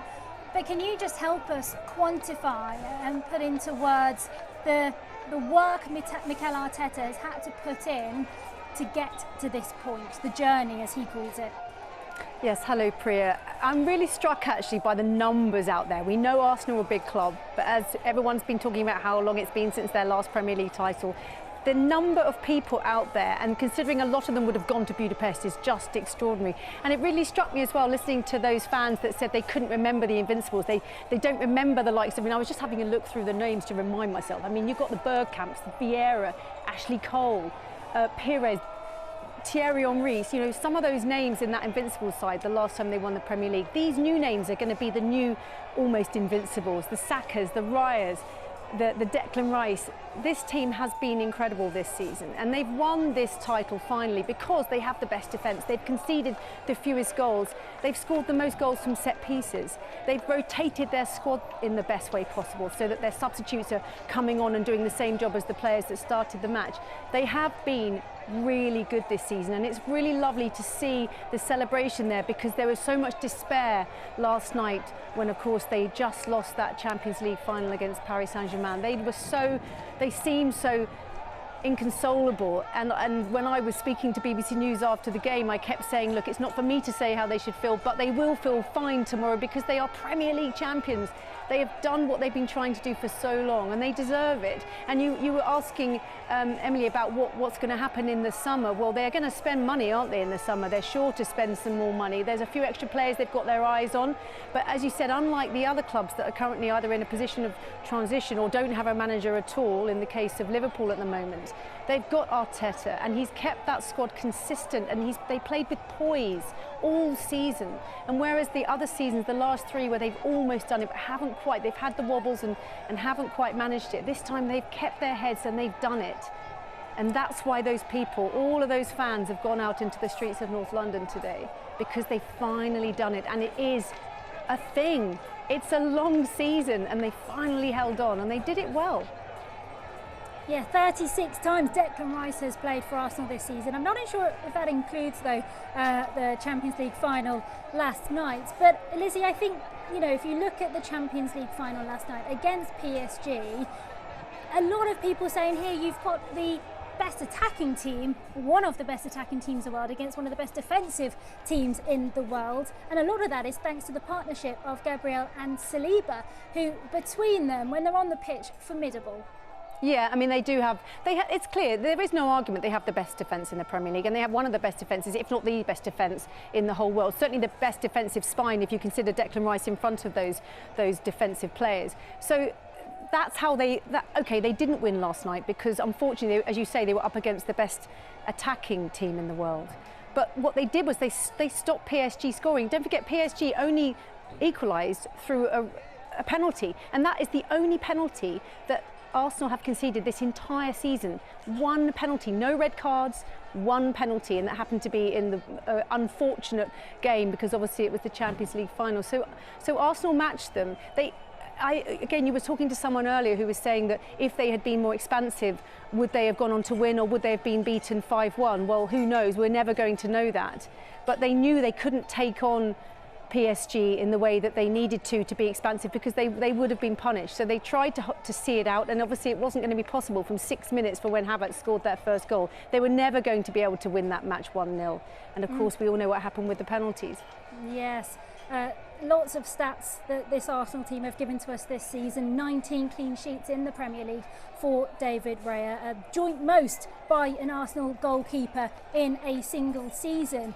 But this style, the way that we have seen Arsenal play, is signature Mikel Arteta, and a difference between him and the man many for years said was his master, Pep Guardiola, with the two having spent time working together. Yeah, it's different to obviously Pep Guardiola, not his style at all, but it's not different to Arsenal. They were called 1-0 to the Arsenal long before Mikel Arteta took over. They've been known as a team that had a good defence. I mean, going back again to the Invincibles when they last won the league, they're called the Invincibles because they weren't beaten for a whole season because they had a brilliant defence. So this is not new, this is classic Arsenal. But it doesn't mean it's wrong or bad, it just is how they have played and how they've managed to win this title. And I think many fans would have taken this. Yeah, absolutely. It's, you know, winning at the end of the day is the only thing all of those hundreds of thousands of fans in London today are thankful for. How much of that style of Arteta, though, and you know, it being in line with the club, has helped the club have patience in him in the years where they weren't winning or coming second. Well, I mean, extraordinarily, people were saying if they didn't see it over the line this season, that Arteta maybe moved on. I thought that was extraordinary and probably unlikely, but it would have been fourth time in a row where they'd come second. So I guess, once again, we're never going to know that. But Arteta has just always managed to keep his head, and he's shown great class, I think, over these years that he's been at Arsenal. They've given him time, of course, which, as we know from looking at people like Arne Slot, who has been removed from Liverpool after just 2 seasons, one of which he won the league. Arteta was given time. Unai Emery wasn't given time at Arsenal, but Arteta was. Whether that's because he was a former player, whether they just saw something in him immediately, we're never going to know. But he's shown great class, and he's done it. They had a couple of wobbles. They had the rub of the green, particularly with that West Ham penalty. Which could have meant that they had drawn a game, which if City hadn't then gone on to lose, you know, again, we're never going to know how this would have played out.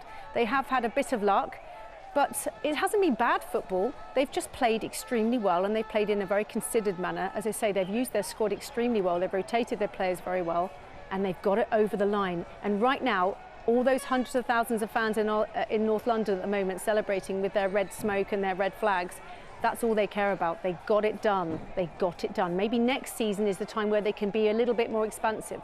We'll find out after the summer. Well, look, if something's working, some might say, why try and fix it?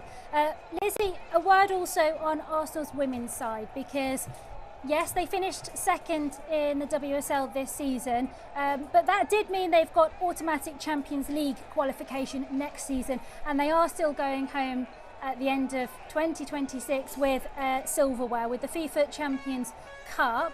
But they are losing some key talents, some leaders from their team. What's next for them? Well, they'll just rebuild, won't they? Something that not everyone knows about Arsenal is that they were pioneers in women's football long before it became a thing of modern times, long before the WSL. Back in the in the 90s and before that, they were making their women's team professional with their wonderful training team that they have at Arsenal. So they've always put funding behind their women. They've always considered that the women's side an important part of the football club. So they will just rebuild. They'll bring in some new people and they will rebuild and then move on. And by the way, that Corinthians Champions Trophy, I mean, Corinthians are absolute giants of South America. That was a wonderful victory to win that, albeit at home at the Emirates, as you said.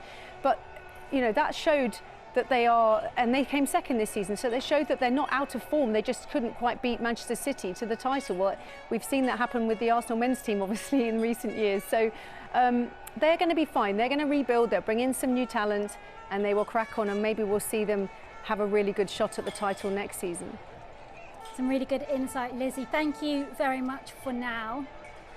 We've still got these incredible aerial shots of North London as the buses turn a very sharp looking corner. It is a 5-mile parade route taking in much of the Islington Borough, and there are 4 buses including the men's squad, many of their staff, and also the women's squad. And in the final bus that just came into vision there, you've got people who the club have selected as being important to their community, the wider Arsenal community this season, people who they say have supported their overall club. You've got the likes of Louis Dunford, who's the musician responsible for creating the North London Forever anthem that Mikel Arteta spotted, came across and then introduced to the Emirates. You've also got Tanisha Appleton, who set up a peer support group called Love and Loss. You've got many leaders of community groups related to Arsenal on that bus as well. And you've also got Freddie Hudson, to name another one for you, who is the Director of Community, and Arsenal going to great lengths to explain and also demonstrate how much their wider support base means to them as a club. So much of the support base is out on the streets of North London today, and they are behind our reporter Matt Graveling, who's on Holloway Road, which is the point at which the parade really got going, and it's the point at which it will also come to an end, Matt. People might have just about stopped jumping up and down behind you, but it still sounds very noisy. I'll tell you what, the most important thing of the last 20 minutes is actually we've got a bit of cloud cover coming over, and there's a nice little breeze now because it was getting warm, and that's without all the tens of thousands of people surrounding us. It was such a hot day. Everybody was drinking, and they weren't just drinking water, let me tell you. So this cool breeze is definitely much appreciated for everybody here. And you might be able to see behind me that they've actually now put some barriers up to stop people joining the back of this queue, because what everybody's done when the bus went past us, the 4 buses on Holloway Road, is everybody who is on the barriers watching it go past, they've now gone onto the road and travelled that direction, because that is where the bus is then going to reappear before it goes into the Emirates. So everybody is now relocated. They've moved their little parties from that side of my camera to this side of my camera, and they're waiting the bus to reappear, which we assume, if I've been keeping track, possibly within the next half an hour, but you might have a better idea of that than me. Yeah, we have got the aerial shots. I'll be honest, I don't know exactly what road they are on, but we do know we have been on this parade route now for close to a couple of hours. It's a 5-mile parade route. They are moving not particularly fast. You can see the officers, the police officers and security staff at walking speed besides the buses. So that gives you a little bit of an idea. Matt, can you describe to us what this does for bragging rights in the capital? I mean, Arsenal fans have waited 22 years to have their moment. Yes, my attention's just gone up to a balcony. A big cheer went up, and I think somebody just lit a flare, but actually that flare then caught light to maybe some curtains, so they've now just put that out. So there have been a couple of little incidents today which have caught the police's attention, but other than that it has been very, very much good-natured. In regards to your question though, what does this do for bragging rights in the capital? Of course there's 7 Premier League teams in the capital. A lot of the attention over the last few days, Priya, has been in South London with Crystal Palace, who won the Europa Conference League, but in this part of the city in North London there are 2 main colours, aren't there? You've got your whites and you've got your reds. Spurs, although they did win a European trophy last year, they just missed the drop again this year. They didn't really build on in the league, and they were very lucky to survive in the Premier League. So in terms of bragging rights, I think Arsenal had them well and truly nailed on anyway, just based on their league position. But to make it to a Champions League final and also to win the Premier League for the first time in 22 years, I mean, if you live and work in this place, you go to the office on a Monday morning and you're sat next to some people who maybe are Spurs fans on your 9 to 5, then you've definitely got bragging rights for the next season at least. Yes, and you can see what it's done for, I was going to say you could see what it's done for the local area, but you'll know as well as I, this Arsenal fever spreads much further than this 5-mile radius around Islington today. People have been travelling from far and wide. It's a celebration that many have waited a very, very long time for. The conversations you've been having, Matt, what do people want to see next for their club? I mean, I think whenever a club has success, you want to build on that, Priya. If you go back to 2004, the last time Arsenal hoisted aloft the Premier League trophy, that was a team which didn't lose a game. They didn't lose a game all season. They were called the Invincibles for that reason. The trophy that they were handed was a gold trophy in reflection of that unbeaten season. And I think if you're an Arsenal fan back in that period, you're thinking, wow, we can go on to potentially dominate, for the next few years at least. And the fact is that hasn't happened. They've had to go 22 years now to wait for that success again. So as you say, the spread of Arsenal, a big club in England, goes all the way around the world, not just because of TV and social media spreading the games far and wide, but also lots of the players play for countries all around the world, and of course they'll be leaving here and going straight to their World Cup training camps. So it's fantastic for these fans, and if you remember, a time back in 2004, then you're quite lucky, because a lot of the people who I look around and see at the moment, they are all in their early to mid-20s, and they will not remember the Invincibles. They will not remember 2004. So for them, wherever in the world they were, as soon as they knew that this parade was going to happen, they were going to be lifting the trophy, they thought, it doesn't matter what it costs, it doesn't matter how long it's going to take, I've got to be there. Yes, and people have gone to great efforts to be there today. Matt, thank you very much for now. These images from the sky following the buses along their parade route around North London. So many arms in the air, holding phones, taking pictures, trying to wave at their heroes of players. And you can see many of the players waving back as well. I did see a few scarves being thrown from the bus into the crowds. I'm sure whoever caught that will be preciously treasuring it for quite some time. There are 4 buses with the women's squad on board the 3rd bus as well. You can see just what it means to the hundreds of thousands of fans who are out in London today. And in terms of what Matt was saying there, that so many people don't remember the last time the Premier League trophy was lifted in this part of London. Well, listen to this quite incredible message that we've had in from Mike, who's watching along in Bahrain with his family, who says, I was a ball boy in 1998. I was outside Highbury when we won the league in Manchester, and now here I am watching the parade in Bahrain with my family. Come on, you Gunners. You can see and hear what it means to the Arsenal fan base, who have waited more than 2 decades to see the Premier League trophy in the hands of their players once more. And we've also been hearing just why so many have wanted to come out to be part of these celebrations today. Chris Legg was speaking to some of the fans earlier. Of course, Arsenal, as all the big Premier League clubs do now, a huge fan base from across the world, from across the country. We've got Harry here among the crowd. Harry, where have you travelled from? We travelled all the way from Sheffield. What time did you set off this morning, or did you come down yesterday? We came down last night just to make sure we could get here early and get a nice spot. Tell me what it feels like to be a part of this and to have got so close to the front. Well, it's incredible to get so close to the front, but I think what's more important, obviously the other week when we won the Premier League outside the Emirates, it was incredible, but to see after last night and after the defeat, everyone still come together and support the team, it's just incredible. And last night, of course, so close to doing the double, it wasn't quite to be. Does that take anything off of this occasion at all for you? Absolutely, absolutely not. Because of the turnout, it arguably makes it greater. And I think winning the Premier League and all this is great, but I think the seasons to come, it's going to be even greater. I think this is the start of something better. Feels like the start of something.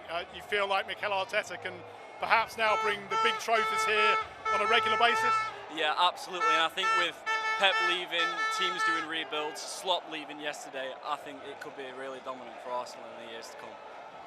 Your mum over here, what's it like for you to be here? It's just amazing, it really is. It's so exciting, the team's amazing, Arteta's amazing, and the fans are just wonderful. It's really good. And despite the disappointment of the penalties last night, of course, Eze and Gabriel, the unfortunate players to miss, do you think they're going to get some extra words of support and encouragement? Absolutely, yeah, we love them regardless, yeah. Yeah.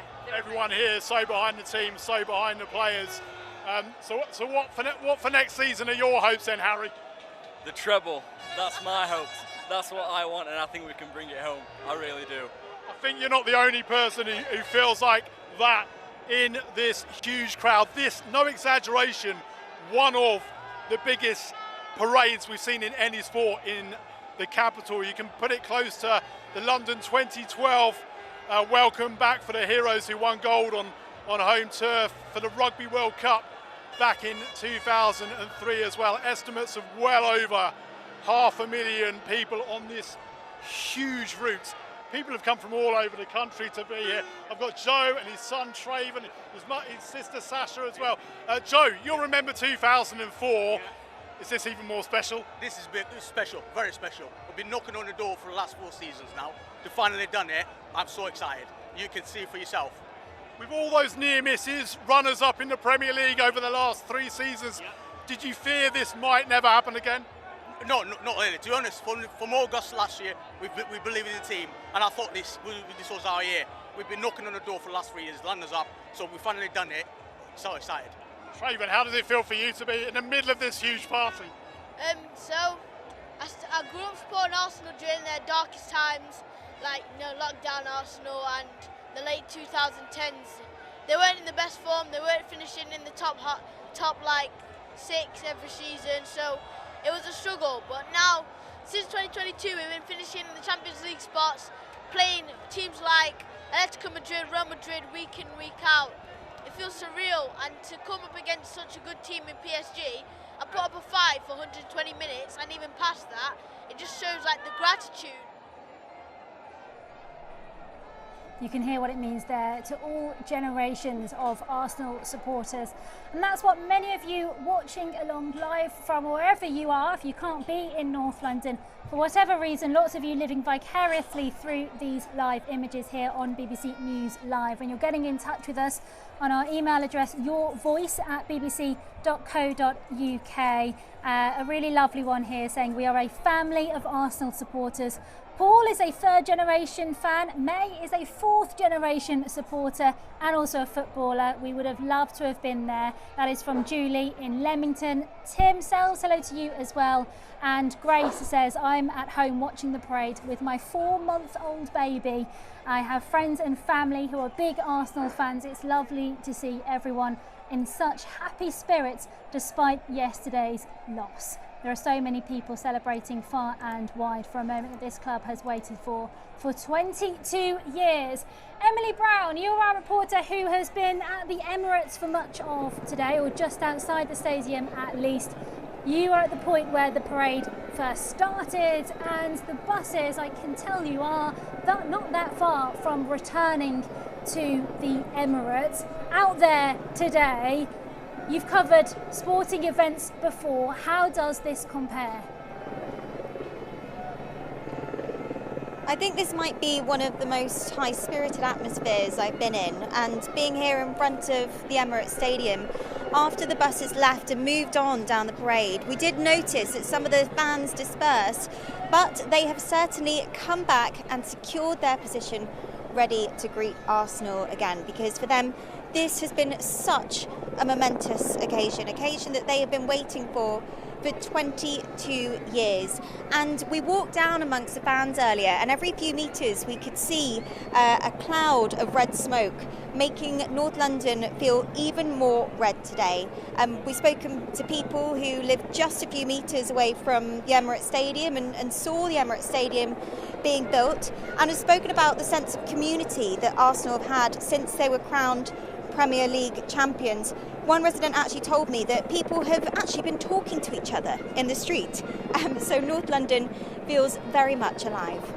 Yes, that is something that might be very normal for many communities around the country, but some Londoners will tell you that that is not that normal to be speaking to each other in the streets sometimes. But yeah, that has been a recurring sentiment, I think, Emily, from many of the people we've heard from today, is just that they've seen their neighbours out celebrating.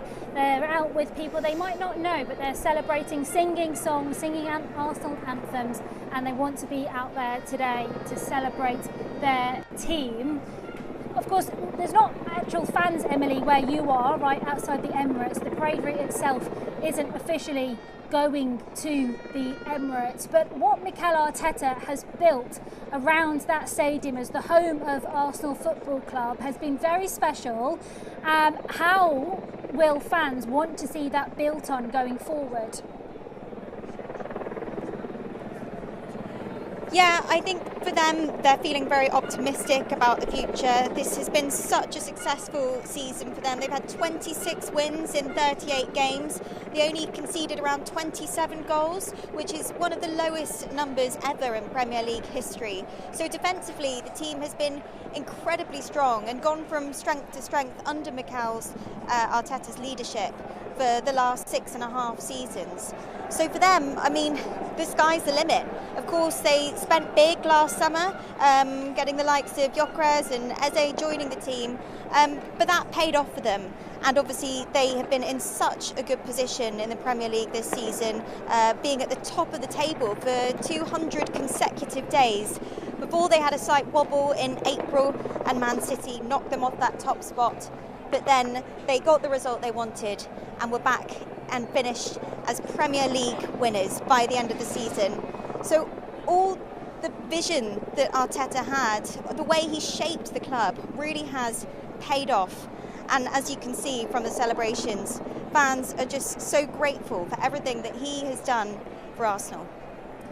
Yes, after all the hard work and the second place finishes of previous seasons, 7 points was the distance in the end between Arsenal and second place Man City.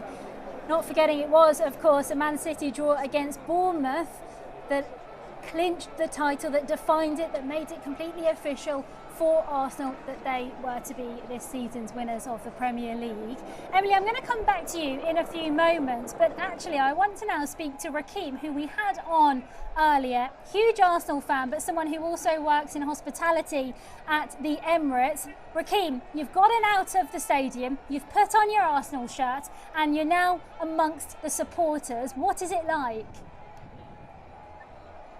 Well, I've fully got into spectator mode, and as you can see around me, there are thousands, hundreds of Arsenal kits going back to the 90s, the 80s, the variation. And yeah, the mood's just as high as ever. People are singing, they're chanting, there's beer, there's alcohol flying around, full commentary, everyone's having a good time. And yeah, this is the Arsenal. This is what we've been waiting for so long. We can also see in our screens an aerial view, and on tops of roofs there are also people crowded to try and get, I assume, a very good glimpse as the buses go past them. I don't know whereabouts you are, Raheem, but what can you see? Oh, we look to have lost Raheem there just for a moment. We'll see if we can get him back in a while. As I'm sure you can imagine, there are so many people out on the streets of London. Signal will not be a forte right now. Emily, let me see if I can come back to you. I know I can just see you peering to see if you can get a glimpse of the buses. I think they are making their way up Upper Street and eventually back on to Holloway Road. That's what you can see from our helicopter shots at the moment. But Emily, in terms of the North London Forever sentiment of the anthem that is now played out before every game at the Emirates, and we heard it before the Champions League final in Budapest last night, how much of a difference has that community feeling made to the success of this club? Yeah, there's been an enormous sense of community. I'm just pausing because there's a fire engine going past us. I think all is fine. Yeah, all is okay. But we've got fans here who are surrounding us, who are getting very excited, and I can't quite see the buses yet, but I can tell that they're coming because it has got thicker and thicker on these streets with fans, and it is getting louder. So we're very much expecting the buses to arrive any minute now. But there have been so many moments and so many chants and quotes for Arsenal fans that they live by. I think there was Arteta's vow at the end of last season, wasn't there, saying that we're going to make it happen. We're going to make it happen. It's something that you hear fans have been saying over and over again, and really instilled that belief in fans. And it's paid off, hasn't it? His promises, his vows for the club and their future have paid off. And yes, there very much is a sense of community here in Arsenal and across North London. Yeah, I don't think you'll be far off, Emily. The buses, for our viewers, are just below that screen of red smoke that is actually blocking the view from the skies of the 4 buses in total, which are now making their way, I believe, towards Holloway Road again. Now that's the point where the parade first really met fans, all these hundreds of thousands of people who are out on the streets of the capital, and it's the point where the parade closes the loop, if you like. It will end its parade after more than 2 hours now, taken in the streets of North London, a 5-mile journey around much of the Islington borough within which the Emirates Stadium sits. And it has been a remarkable afternoon of pure celebration out on the streets. It's been a huge operation from a policing perspective. London's Metropolitan Police saying more than 500 officers have been out and describing it as one of its biggest operations of the year so far. And I think that perhaps helps put it in context as to how big of a celebration this is for the supporters of Arsenal Football Club.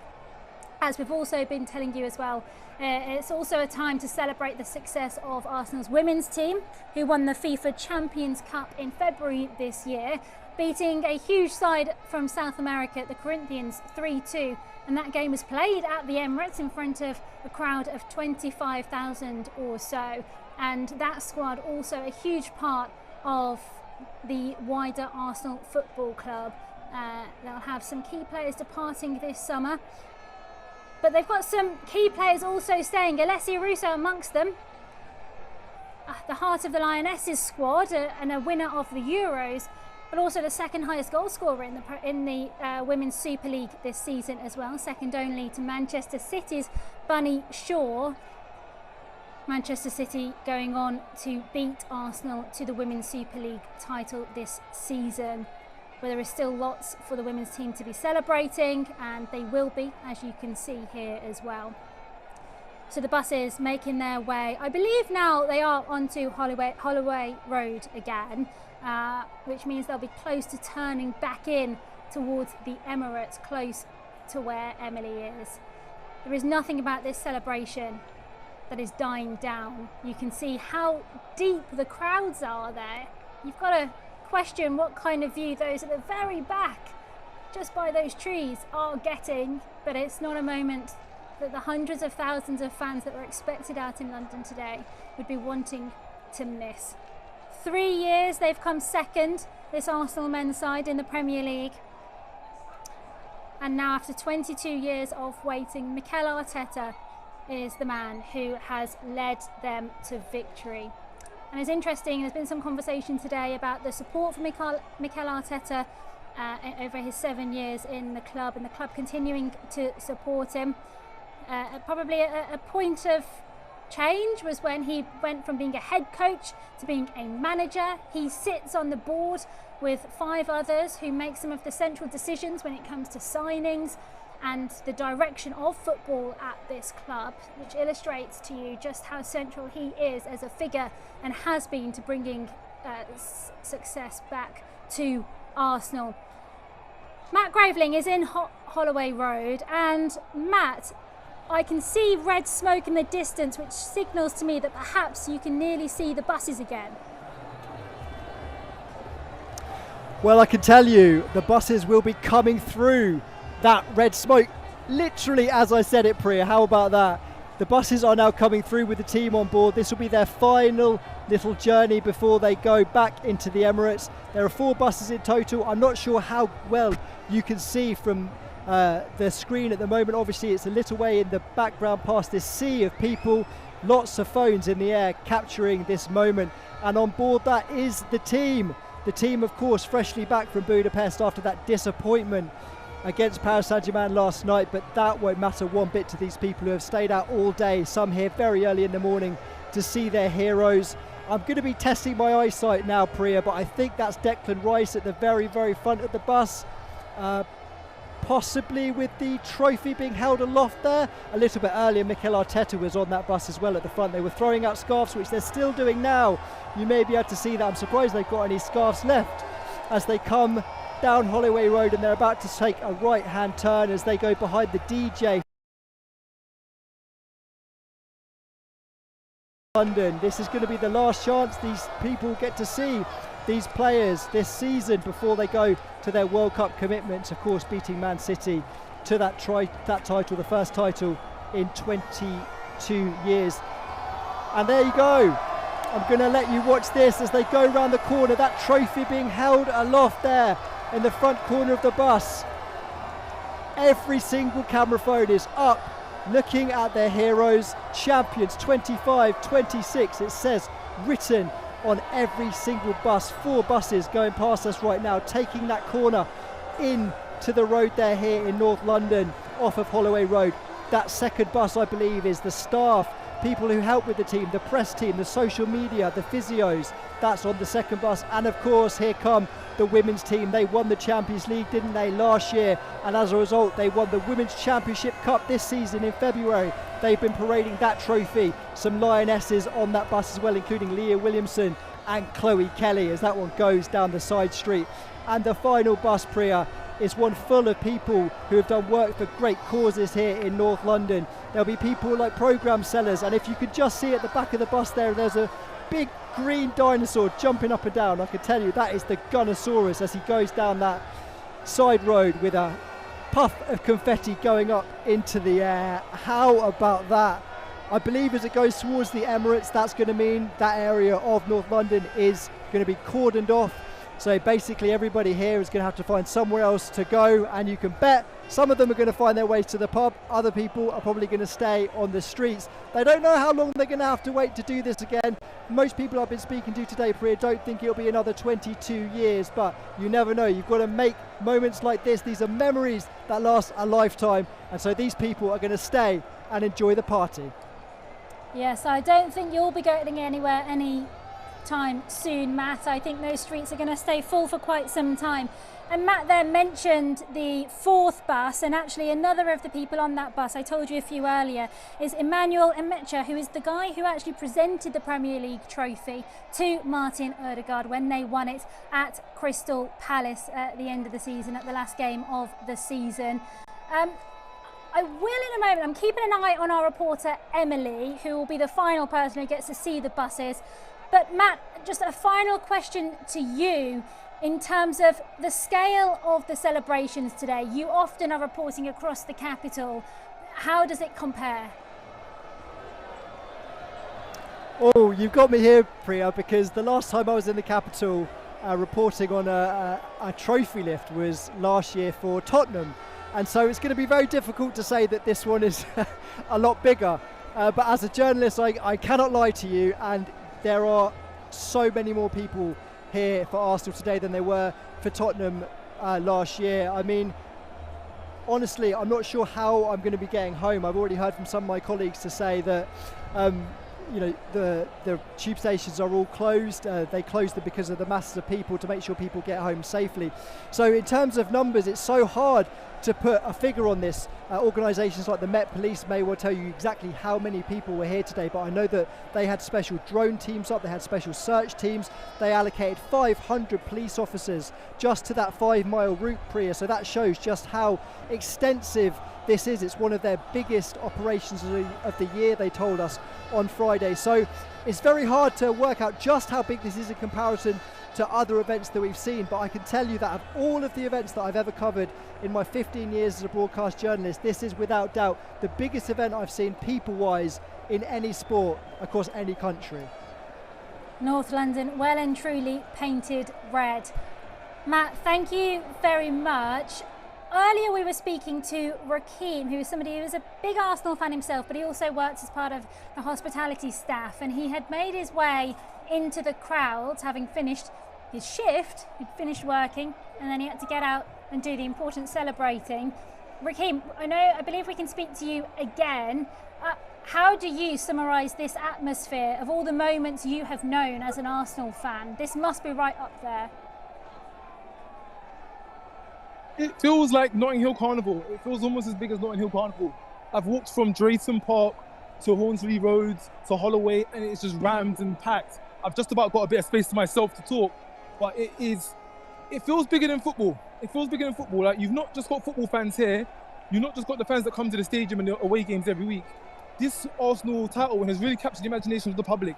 Those who are general football fans, casual football fans, very lay football fans have showed up today just to see what it's about, just to be part of the celebration, just to be part of this magnificent moment. And I feel Arsenal, their marketing, their global PR has worked wonders because they have reached beyond football for this parade. It feels more than football. If I was just rocked up without not knowing anything what's going on today, I wouldn't say it's a football celebration.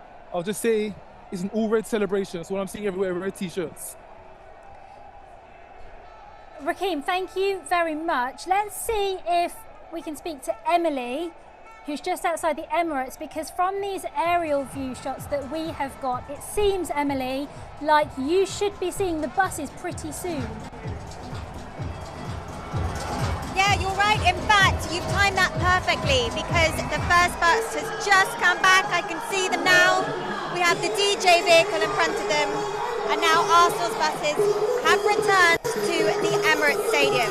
Now, fans have been spilling out in front of us. This was originally cordoned off, but they seem to have got through, and it seems that they can't help it but join the buses in their return to the stadium. We can see all the players there. Saka sitting on the front, Declan Rice seeing that trophy, sitting proudly on the front of that first bus. There we are, cheering. What a couple of hours they have just had, celebrating with all their fans. This must have meant so much to them today. Look at them all taking it in. This has been a very special moment for the team and their supporters as they come back, and also the women's team as well.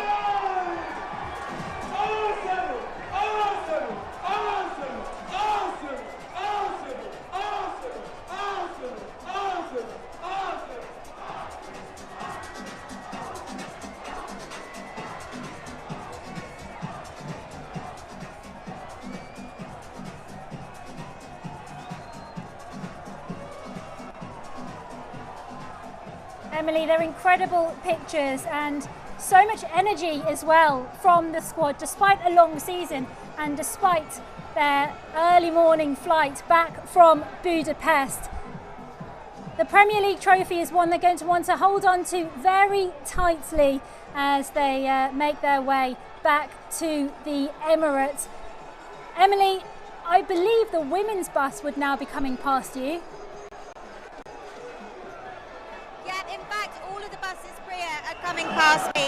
And what I should say is that all the cordons that were in place to separate the fans from this part of the stadium have, of course, been lifted, because now it seems that every single Arsenal fan is surrounding us here in front of the Emirates Stadium.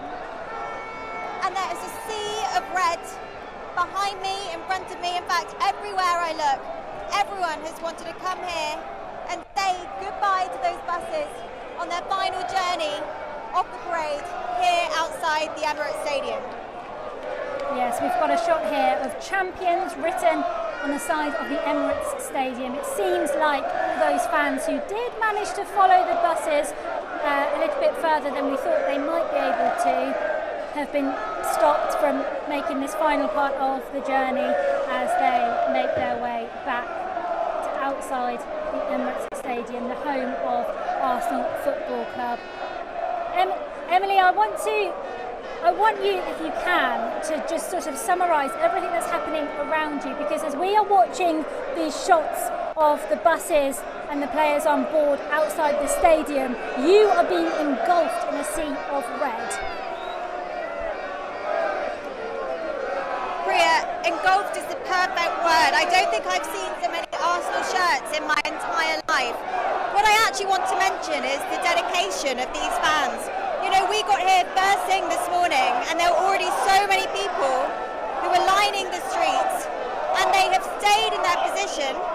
People who've been sitting on the balconies of their flats, staying all day, hours on end, just to watch today's events unfold, not just to see their team, but to be part of the Arsenal community that is very much alive here in North London. I'm hoping you can hear me. but I've honestly never been surrounded by so many fans, so many people, to be honest. Thousands and thousands of fans are standing around our platform. They're climbing on top of the Arsenal stand. The flares are going, the red smoke is very much thick, and there is red everywhere I look. Yes, we can also see the cut-off for the fans from the sky. We've got the helicopter shots, but it has not stopped them trying to make their way towards the Emirates. There you can see them engulfing also the Arsenal sign outside the Emirates Stadium. Emily, I think we've actually got a bird's eye view of the platform you are standing on as well, and we can see the fans that are surrounding you. And as we've been saying since the very beginning, yes, fans have waited hours today for this moment to see their side, their heroes of a football team, lift and carry the Premier League trophy through the streets of North London.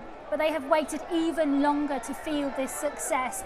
And I know many of the people you've been speaking to today are families across generations who've just wanted their children to know what it feels like to see Arsenal win the Premier League.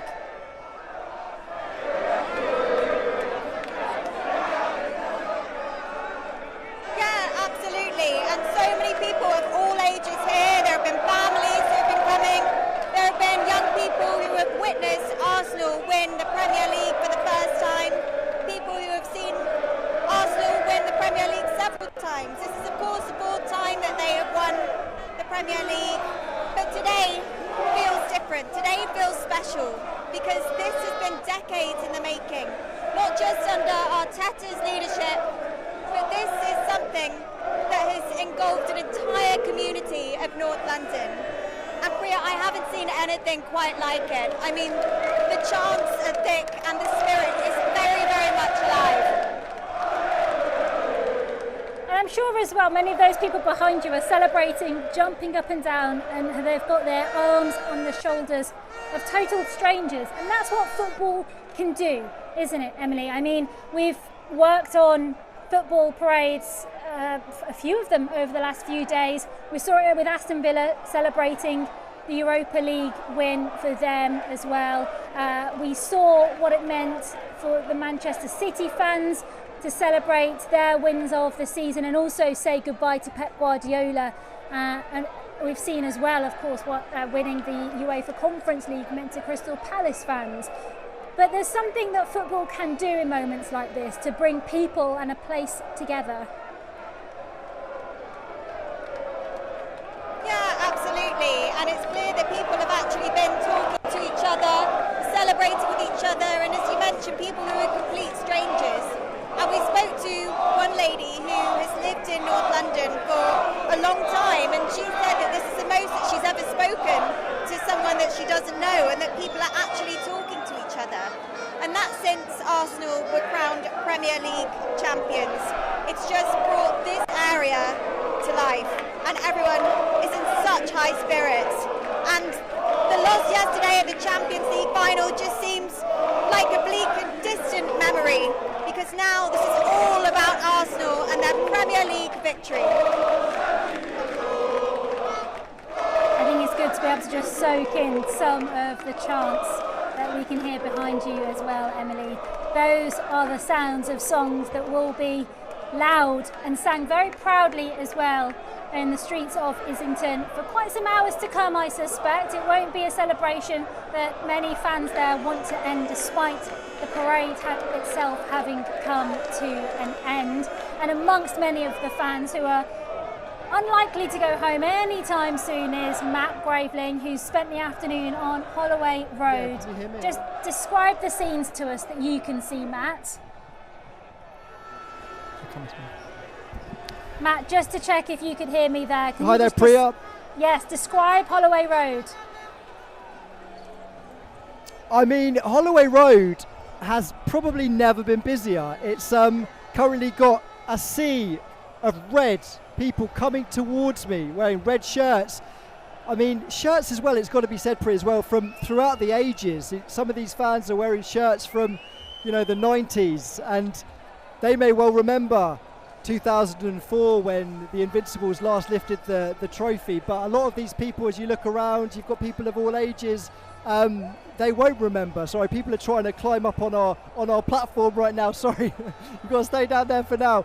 People are getting vantage points wherever they can. And the bus is gone as well. It's already come by us once, and then it's looped back after a 5-mile route, and it's gone back to the Emirates Stadium. So it's done its 2 loops. So that's why people are now slowly starting to find other places to party rather than this exact point. But many as well are staying on, waving their flags, singing their songs, having a drink or two. And it's just a really, really nice atmosphere. I've got to be honest, there have been a couple of moments where things have been set alight by some people, and that was met with huge boos by the rest of the crowd. And then one person set light to a top of an ice cream van, but then another man quickly ran up and poured his can of fizzy pop over it, and that was granted by a cheer. So there have been a few small little flashpoints throughout the day, but it's been fair to say that it's been, on the whole, a very, very, very well attended, family friendly event, and memories for an absolute lifetime. And of course, any win for any football club is something that those fans love. But the patience that this particular fan base have endured is testament, I think, to their support for Arsenal, but also has resulted in the scenes we are seeing today in North London. We've got an aerial view there of the area just outside the Emirates, absolutely packed now and becoming increasingly so with supporters. Emily, that is the atmosphere that is right around where you are. How well do you think fans be remembering what they have been part of today? This has been such an important moment and memory for Arsenal fans. It will stay with them for such a long time. The fans here aren't only singing, but they are dancing with people that they probably only met just a few hours ago. This is something that has brought North London together. And the chants and cheering are just so happy. It's such an electric feeling to be in amongst it. We didn't expect to get quite so close to the fans, but they've come here and surrounded where we're standing on the platform just to be close to the Emirates Stadium, just to soak up every final minute that they can of today, because today's parade has been so special for them and meant so much. A 22-year wait, but for them it has all been worth it. Emily, it's been great to have you there outside the Emirates today. Thank you very much. I hope it's not too tricky for you to get off your podium and make your way home at some point. But it's been brilliant to soak up the atmosphere, and I don't think so many of the hundreds of thousands of people in North London will be making their way home in any rush. There it is, the Emirates Stadium, sitting proud in North London with hundreds of thousands of people on the streets around it. 4 parade buses have journeyed a 5-mile route around Islington, and fans have been out in all their glory to witness what has been a moment 22 years in the making. And we also know there have been many of you watching from around the world as well. Hello to Adam, who's watching with his daughter Lydia in Italy, thinking of my late daughter as well, Katie, who was at their parade 22 years ago. There is so much family meaning for so many of the Arsenal fan base as they watch these images today. It has been 22 years in the making for a Premier League trophy for this Arsenal side, but they will be certainly hoping that is not another 22 years until the next. The women's side also celebrated in all their glory today, and these celebrations look like they'll continue for some time.